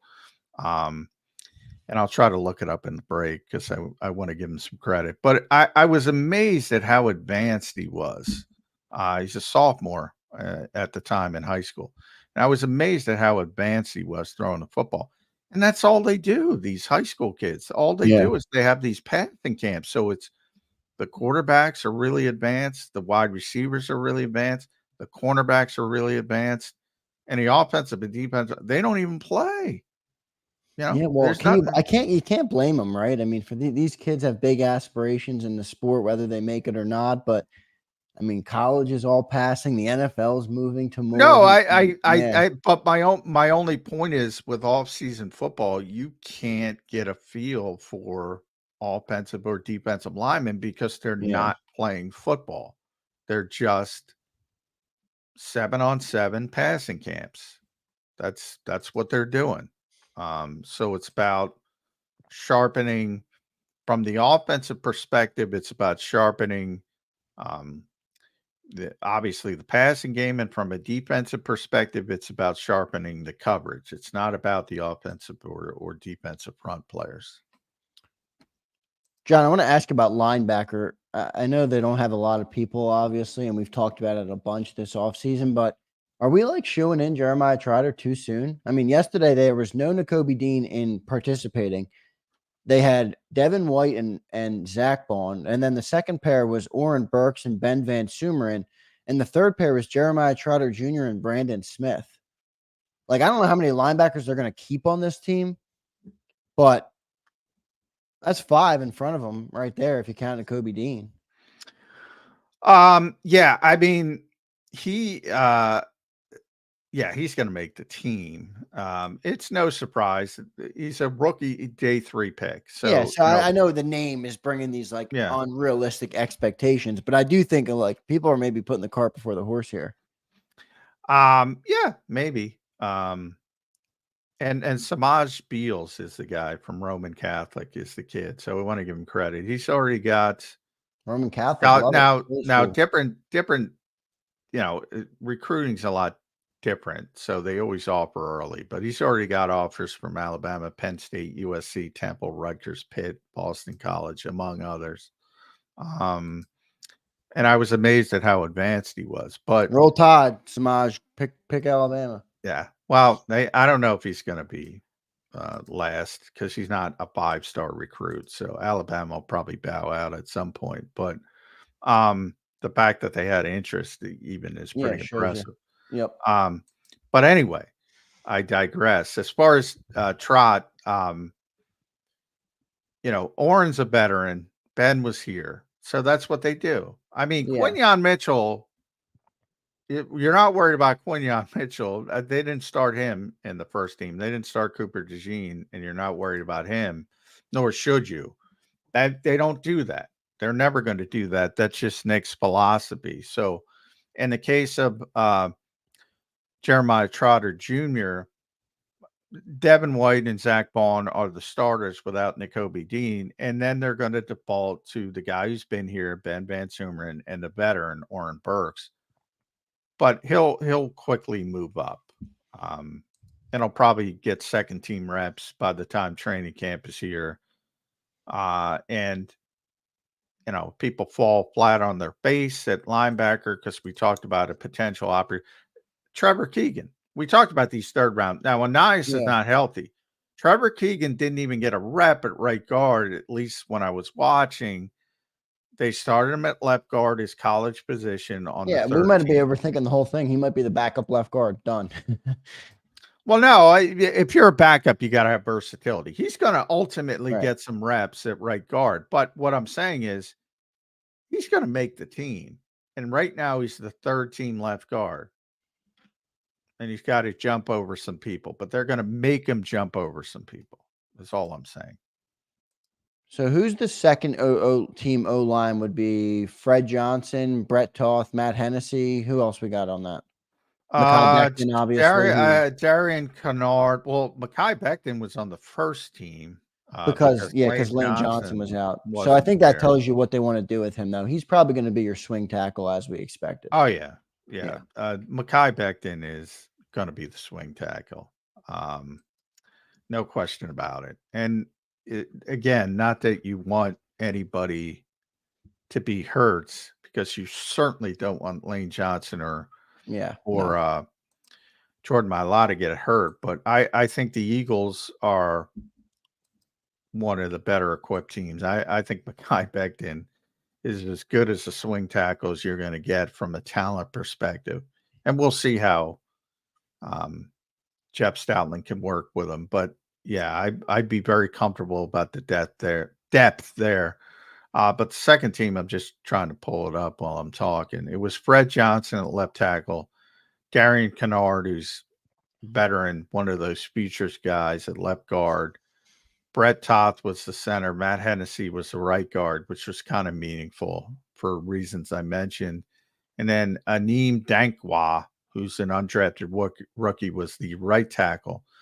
But remember, Becton was the first team right tackle. So Becton gets bounced, and right? Banqua And would Neem gets typically pushed. Yeah. be the third team. The third team yesterday was the IPP guy from Australia trying uh, to another Jordan Mailata, Lakin Vakala, Vakalai. yeah. Keegan was the left guard. Dylan McMahon was the center. Jason Poe was the right guard. And then another undrafted rookie, Gottlieb Idizi, was the right tackle. So that was the offensive line group. Without Lane Johnson, Mekhi Becton was a starter. Let's go to at James right Carver. He has a question for us on Nakobe Dean, dropping a super chat. James, thank you so much, man. You're a supporter of the show, and the network is much appreciated as always. Johnny, have you seen a size increase in Dean's lower body between last year and this year? Seth Joyner thought his injuries stem largely from torque issues against bigger O-line, given his smaller lower body size. I hope the offseason helped there. It's a good point. Seth talked about that on postgame all the time. When you're a smaller body and you're going up against bigger dudes, it eventually, we used to do that thing, eventually it breaks, right? So any difference you've seen in a size increase in Nakobe Dean?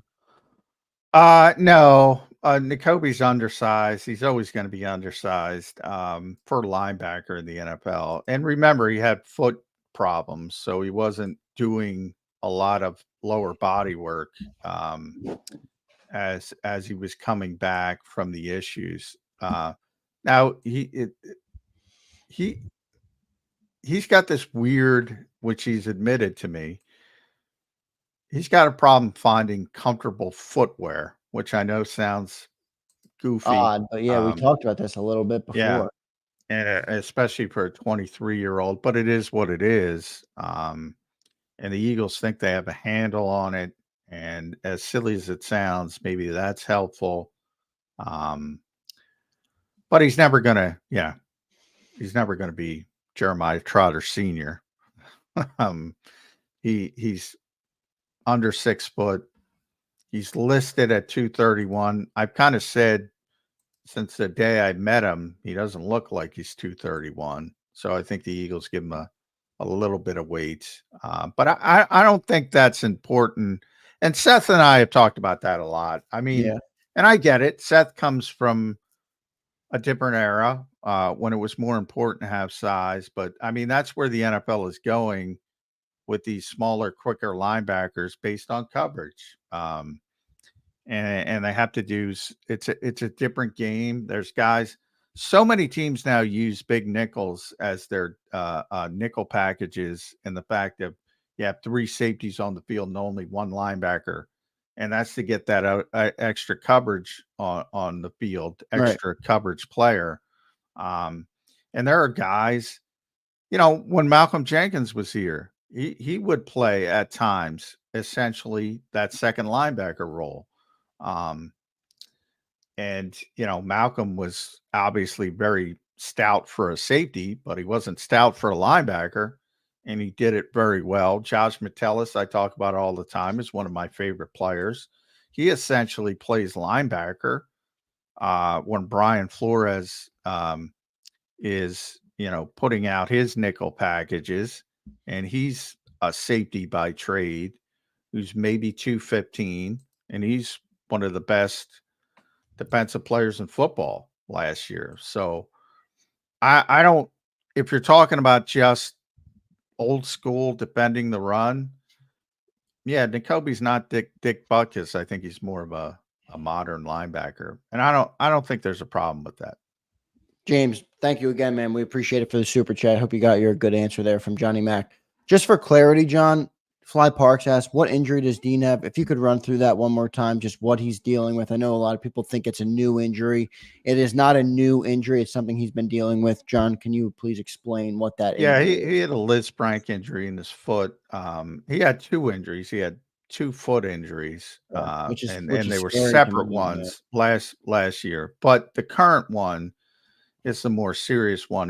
He did have surgery, and it was a Lisfranc.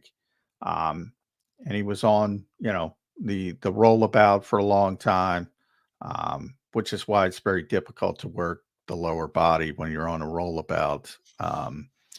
And, he's getting very close, and he was out there yesterday. And he's going to be cleared. He's certainly going to be cleared by the start of training camp. I don't know if they're going to push it and try to get him on the field for mini camp, but we'll see. He seems very, very close. And, he'll have an opportunity. I think, though, when you see Devin White, you see how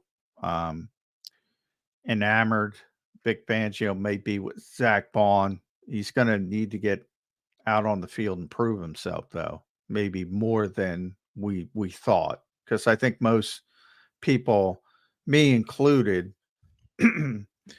assumed, once Nakobe is back and once Nakobe is healthy, he's going to be the middle linebacker. And I still think that's odds-on favorite to be the case, but I do think he's going to have to prove himself a little bit when he gets back. Yeah, good point here from Regal. Just about, he's an undersized linebacker. His footwork is so important. It's a big concern, right? I mean, he's got back-to-back foot injuries. We need his feet to be good because he's got to have good instinct, and they're his primary health concern. I think that's a bit of a problem, but we'll see how it all plays out. Hopefully it plays out for well, and I understand when you do have foot problems, we, from an NBA perspective, we were dealing with that for a long time with Joel Embiid earlier in his career. You worry about foot injuries. Actually, the bigger the person is, than, That's a good point. Yeah. At 23, if everything is cleared up and the surgery was a success and, hopefully Nakobe puts it behind him and we're never talking about it again. But yeah, I get why people are concerned. But for those people saying, oh, he's injured again, he's not injured again. He's coming back from the same injury. He's just on the last stretches of his rehab from that particular Lisfranc injury, which is a very serious injury, but people have come back from it before and been fine.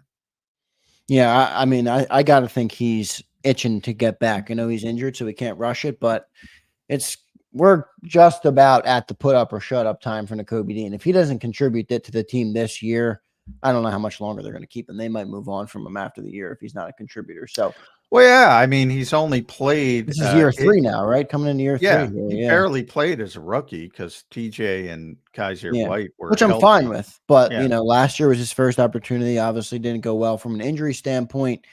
Now it's time, I would say. And he's only 23. That's surprising. 3rd year in the league, and he's only 23, and he won't be 24 until December. So he is relatively young. Yeah, still plenty of time, but it is. He's going to want to perform this year because you're talking about as a 3rd round pick, his rookie deal is 4 years. So typically when the Eagles see a foundational player, they want to extend him after that 3rd year. So that's what this year means to Nakobe Dean. Not a contract year, but in a way, it's a contract year for Nakobe Dean if he wants to get that extension. We'll take a commercial break. Johnny Mac and I will come back. I want to talk to John now about the press conferences. There was some good stuff said from Darius Slay. We talked a little bit about what Tyler Steen said. I thought that was good stuff. Jalen Carter backing up, giving some love to Vic Fangio, which I love to see after, all that slight from the Miami Dolphins guys. Cilio ripped the Dolphins players yesterday for that, and I kind of loved it, to be honest, crying about it. Come on, man. He's your coach. He's going to force you to try and be better, and I thought they were crying a little too much, calling him not a good person. It's one thing to say you didn't get along with somebody, but not a good person. I think I'm with you there. I don't like the not a good person thing. I'm like, it's a low blow. I mean, I think it is. But no, I agree with that. It's one, it's understandable. I always say with Jalen Ramsey, particularly, Hall of Fame player, he wants to play press. They all do. But that I understand. That I understand. That doesn't, okay, that's fine. You have a difference in philosophical, defensive opinions. That's fine. I don't even take that seriously because I know those guys and I know they all want to play press. And Kevin Savard says it perfectly. Kids bitching about dad. Yep, exactly. Kevin Savard. That's what it sounded like to me too, from the Dolphins. But we'll take a break and we'll talk about the press conferences and what the Eagles players who spoke to the media yesterday had to say. That's all next on Birds 365. Make sure you guys like the show if you're in the chat, as it's the best thing you can do to help us grow here on YouTube. So we appreciate that. Stay tuned. We'll come back, talk press conferences, and wrap up this Thursday edition of Birds 365. If you missed any of today's show on the JAKIB Media channel, listen to the podcast on your way home. Available on YouTube, Apple, and Spotify.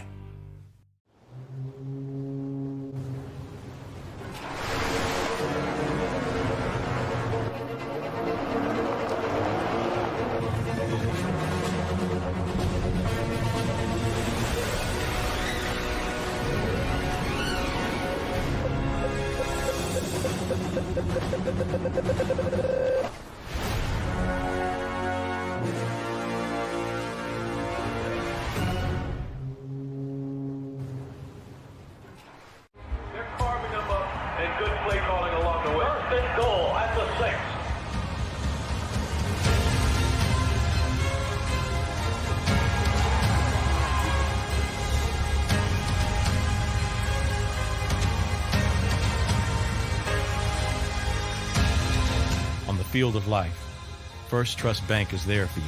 Champions on 3. 1, 2, 3. Because Philadelphia dreams deserve a Philadelphia bank.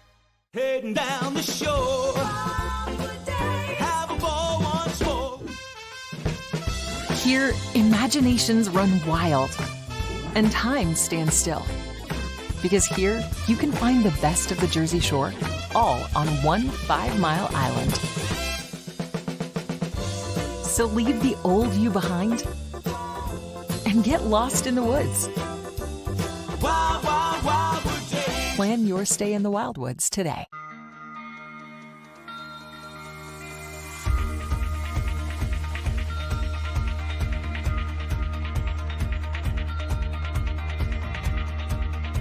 Hi, I'm Jim Muehlbronner, Managing Partner at Delval Insurance Group. Give us a call. We're a local, knowledgeable agency, not an 800 number. Go Birds!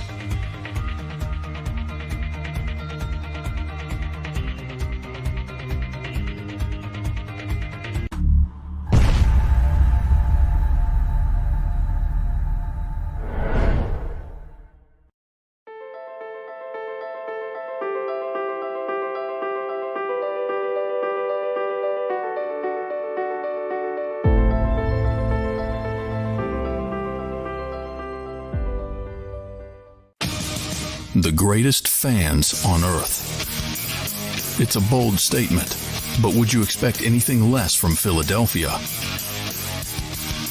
58 years of heartache creates a toughness, a grit, a resolve not found in most. Sure, our prayers were answered, but now that we've had a taste, we're looking for more. Pondley Hockey, official partner of the Philadelphia Eagles. EAGLES, Eagles.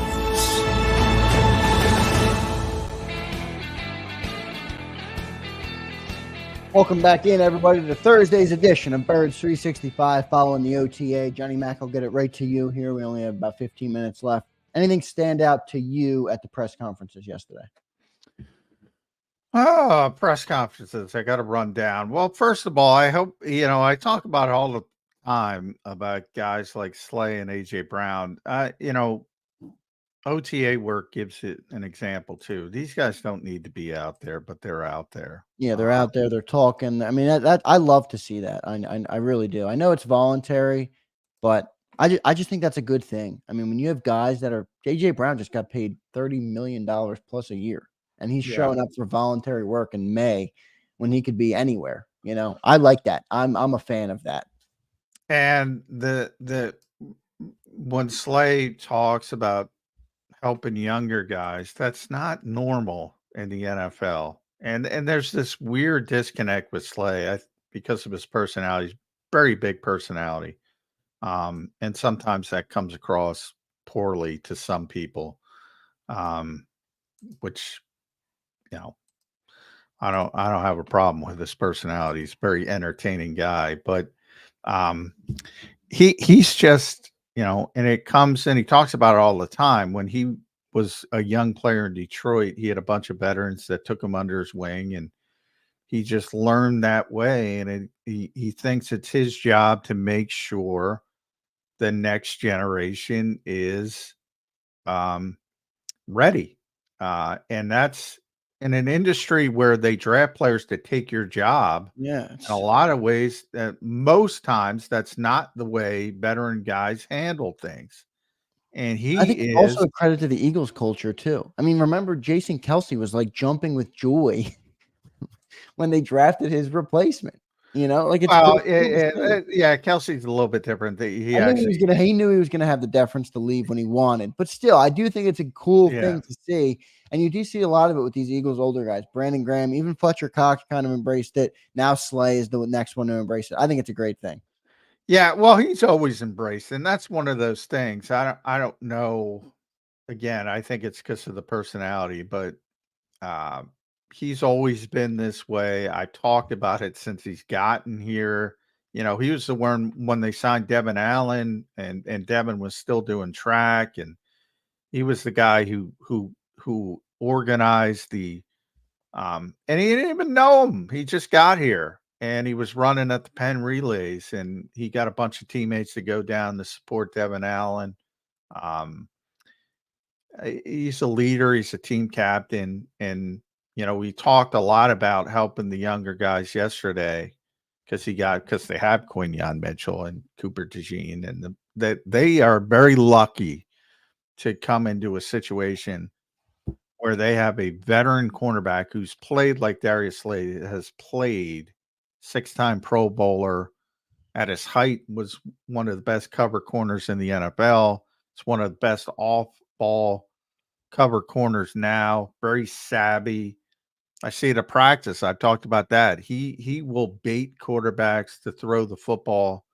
You saw Quinyon Mitchell do a little bit of that already on day one. Yeah. So that to me, Slay was the biggest one for me, but I kind of already knew that stuff. And I'm with you with Jalen Carter. I like that he defended Vic Fangio because obviously he's a very young player. Yeah. And the assumption is that all young players don't want to work hard. All young players are entitled, especially ones that are as talented as he is. Right. Who sometimes they might feel like their shit doesn't stink. Exactly. And he mentioned it goes back to his high school, which is Opopka High School in Florida. And obviously they're very successful. And I apologize for butchering the people for the name for the Florida people, but kind of famous high school, and they are kind of old school. And I remember him talking about it before, and the fact that they basically teach you that, they make sure that losing feels worse than winning feels good, essentially. And, running stadiums, he mentioned the old school stuff like that. So, not everybody is going to balk at the way Vic does things, and to have a guy who's your best defensive player, and that's what he is already. And I've talked about it. You have to build the foundation of this defense on Jalen Carter. That's a good thing. That's a very good thing. Yeah, I loved what he said. I really did. I know it's a press conference. It doesn't mean that much, but you hit the nail on the head. I mean, you have a guy that's very young. He's been the best player, been the best football player probably at every stop he's ever had before the NFL. And now he's already proving in the NFL he might be the best on his team in the NFL too. And he just says, I love Vic, man. He's old school. I thought that was good, especially coming off the Dolphins comments. It shows he wants to work. It shows that he's not going to have problems if his coach is pushing him to be better. Or that's kind of my one knock on a little bit. One of my knocks on Nick Sirianni. Like I think he wants to be friends with the players almost too much, where it's like, hey, you are their head coach. You got to establish that hierarchy where if I'm telling you to do something, you got to do it, instead of hey, I'm your friend. You can come and talk to me about your relationship problems. Like, I don't care about that. I want you to Yeah, coach these guys I hard. don't know if I agree with that. Nick curses a lot behind the scenes. Well, Nick, good. I like to hear that then. Good. Nick can peel some paint off the walls when need be. But his whole thing is connection. That doesn't mean best friends. That means try to relate to somebody, because everybody in an NFL locker room has a different background. They might be from a different area. Jason Kelsey talked about it in his retirement speech of, whether he mentioned connecting with Fletcher Cox from Yazoo City, Mississippi, and all these different backgrounds coming together in one locker room. So that's what Nick's connection is more about. He's he's not adverse to yelling at people when they need yelling, and he'll even do that when the cameras are there. If he, at one point last season, we asked him straight out, are you performing for the cameras? Because he got really fired up during the ball security drill when he didn't like the way it was going after a turnover game. He said, no, it's just in the moment. I don't necessarily believe him, but yeah, he's willing to yell at people.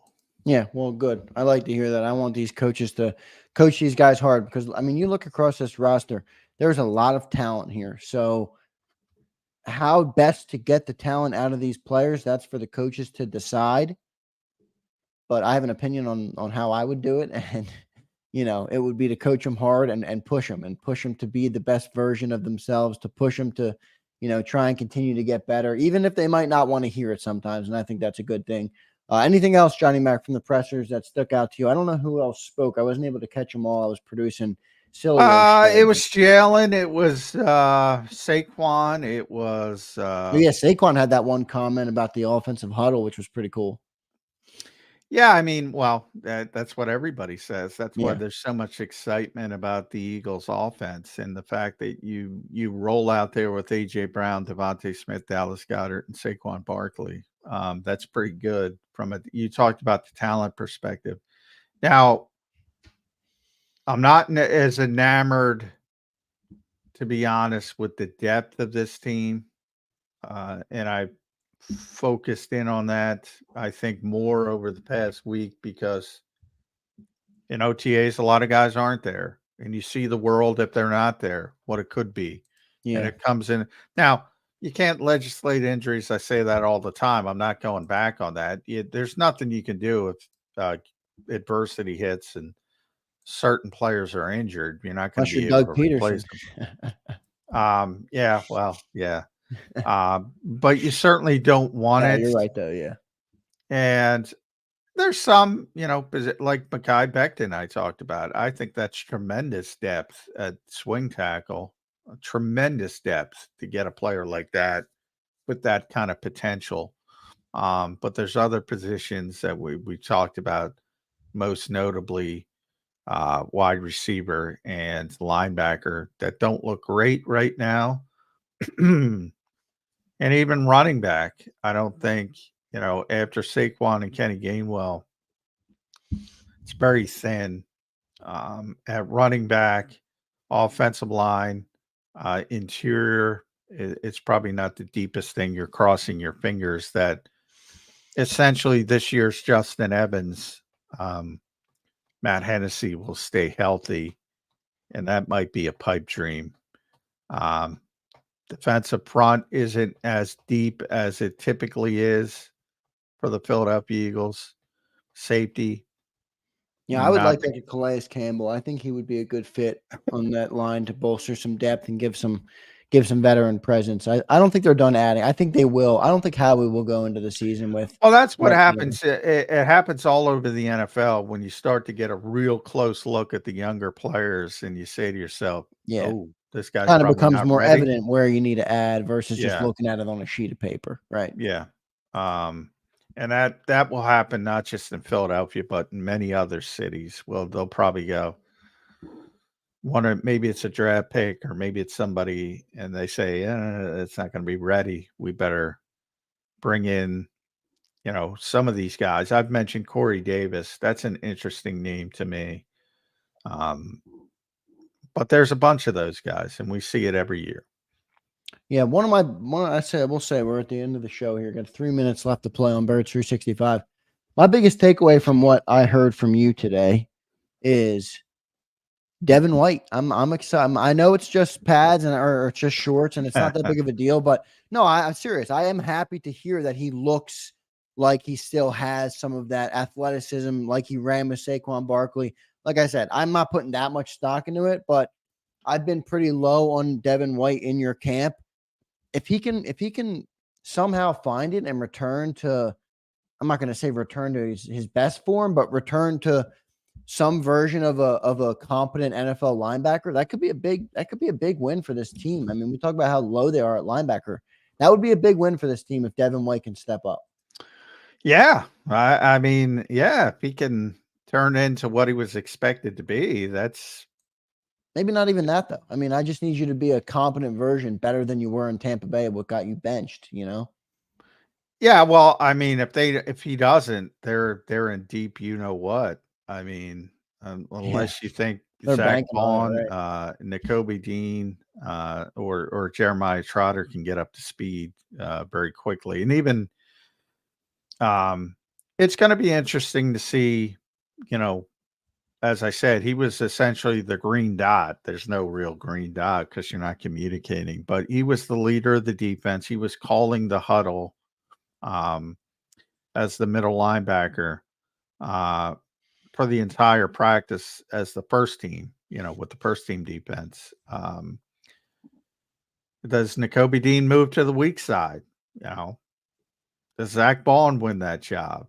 But if Devin White can prove to be a legitimate NFL starter again, yeah, that would be very helpful for the Eagles defense.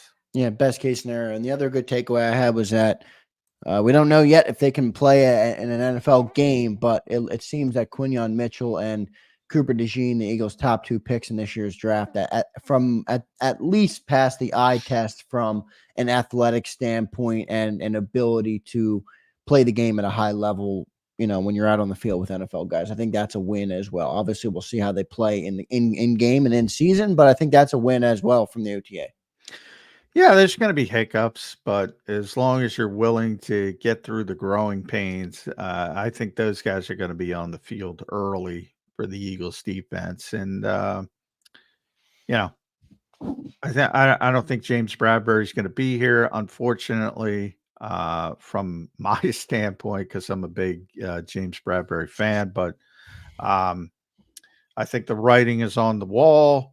I think the goal is to get Quinyon ready to be a starter week 1, and Cooper's going to be involved in some way. So it's important for those players to be able to contribute early in the season.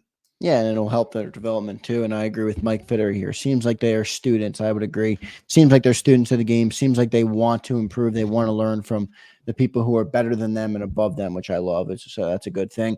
I want to thank everybody for tuning in. That's going to do it for Thursday's edition. A really good deep dive into OTAs. I don't know if you're going to find anywhere else in the Eagleverse a breakdown and a look at every player and everything that happened yesterday as you are on here on Birds 365. Johnny Mac was in the building. He was at NovaCare. He watched it for the full hour, and he gave us what he saw. Hour and 10 minutes. By the way, Martin Frank is going to be on the show tomorrow. Yeah, Martin put out some really good stuff yesterday. Paul Domowich at 9:20. Both Martin and I projected the practice would go 70 minutes, and it went 70 minutes. And Martin can confirm this.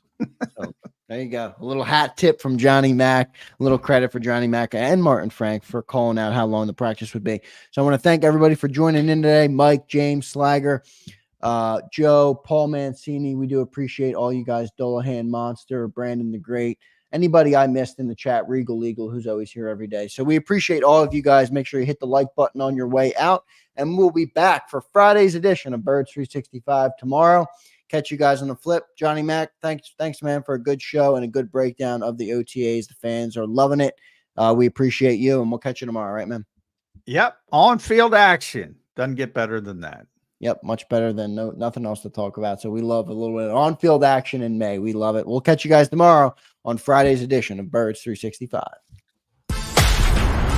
You've been listening to Birds 365, the destination for the passionate Eagles football fan who bleeds green. If it's Eagles football, we're talking about it. Debate inside the locker room and guests that are some of the greatest football minds from around the region. We hope you enjoyed the show. We know we had a blast. Make sure to like, comment, and subscribe, and we'll be back soon. But in the meantime, hook up with us on social media at JAKIB Sports. See you next time on Birds 365.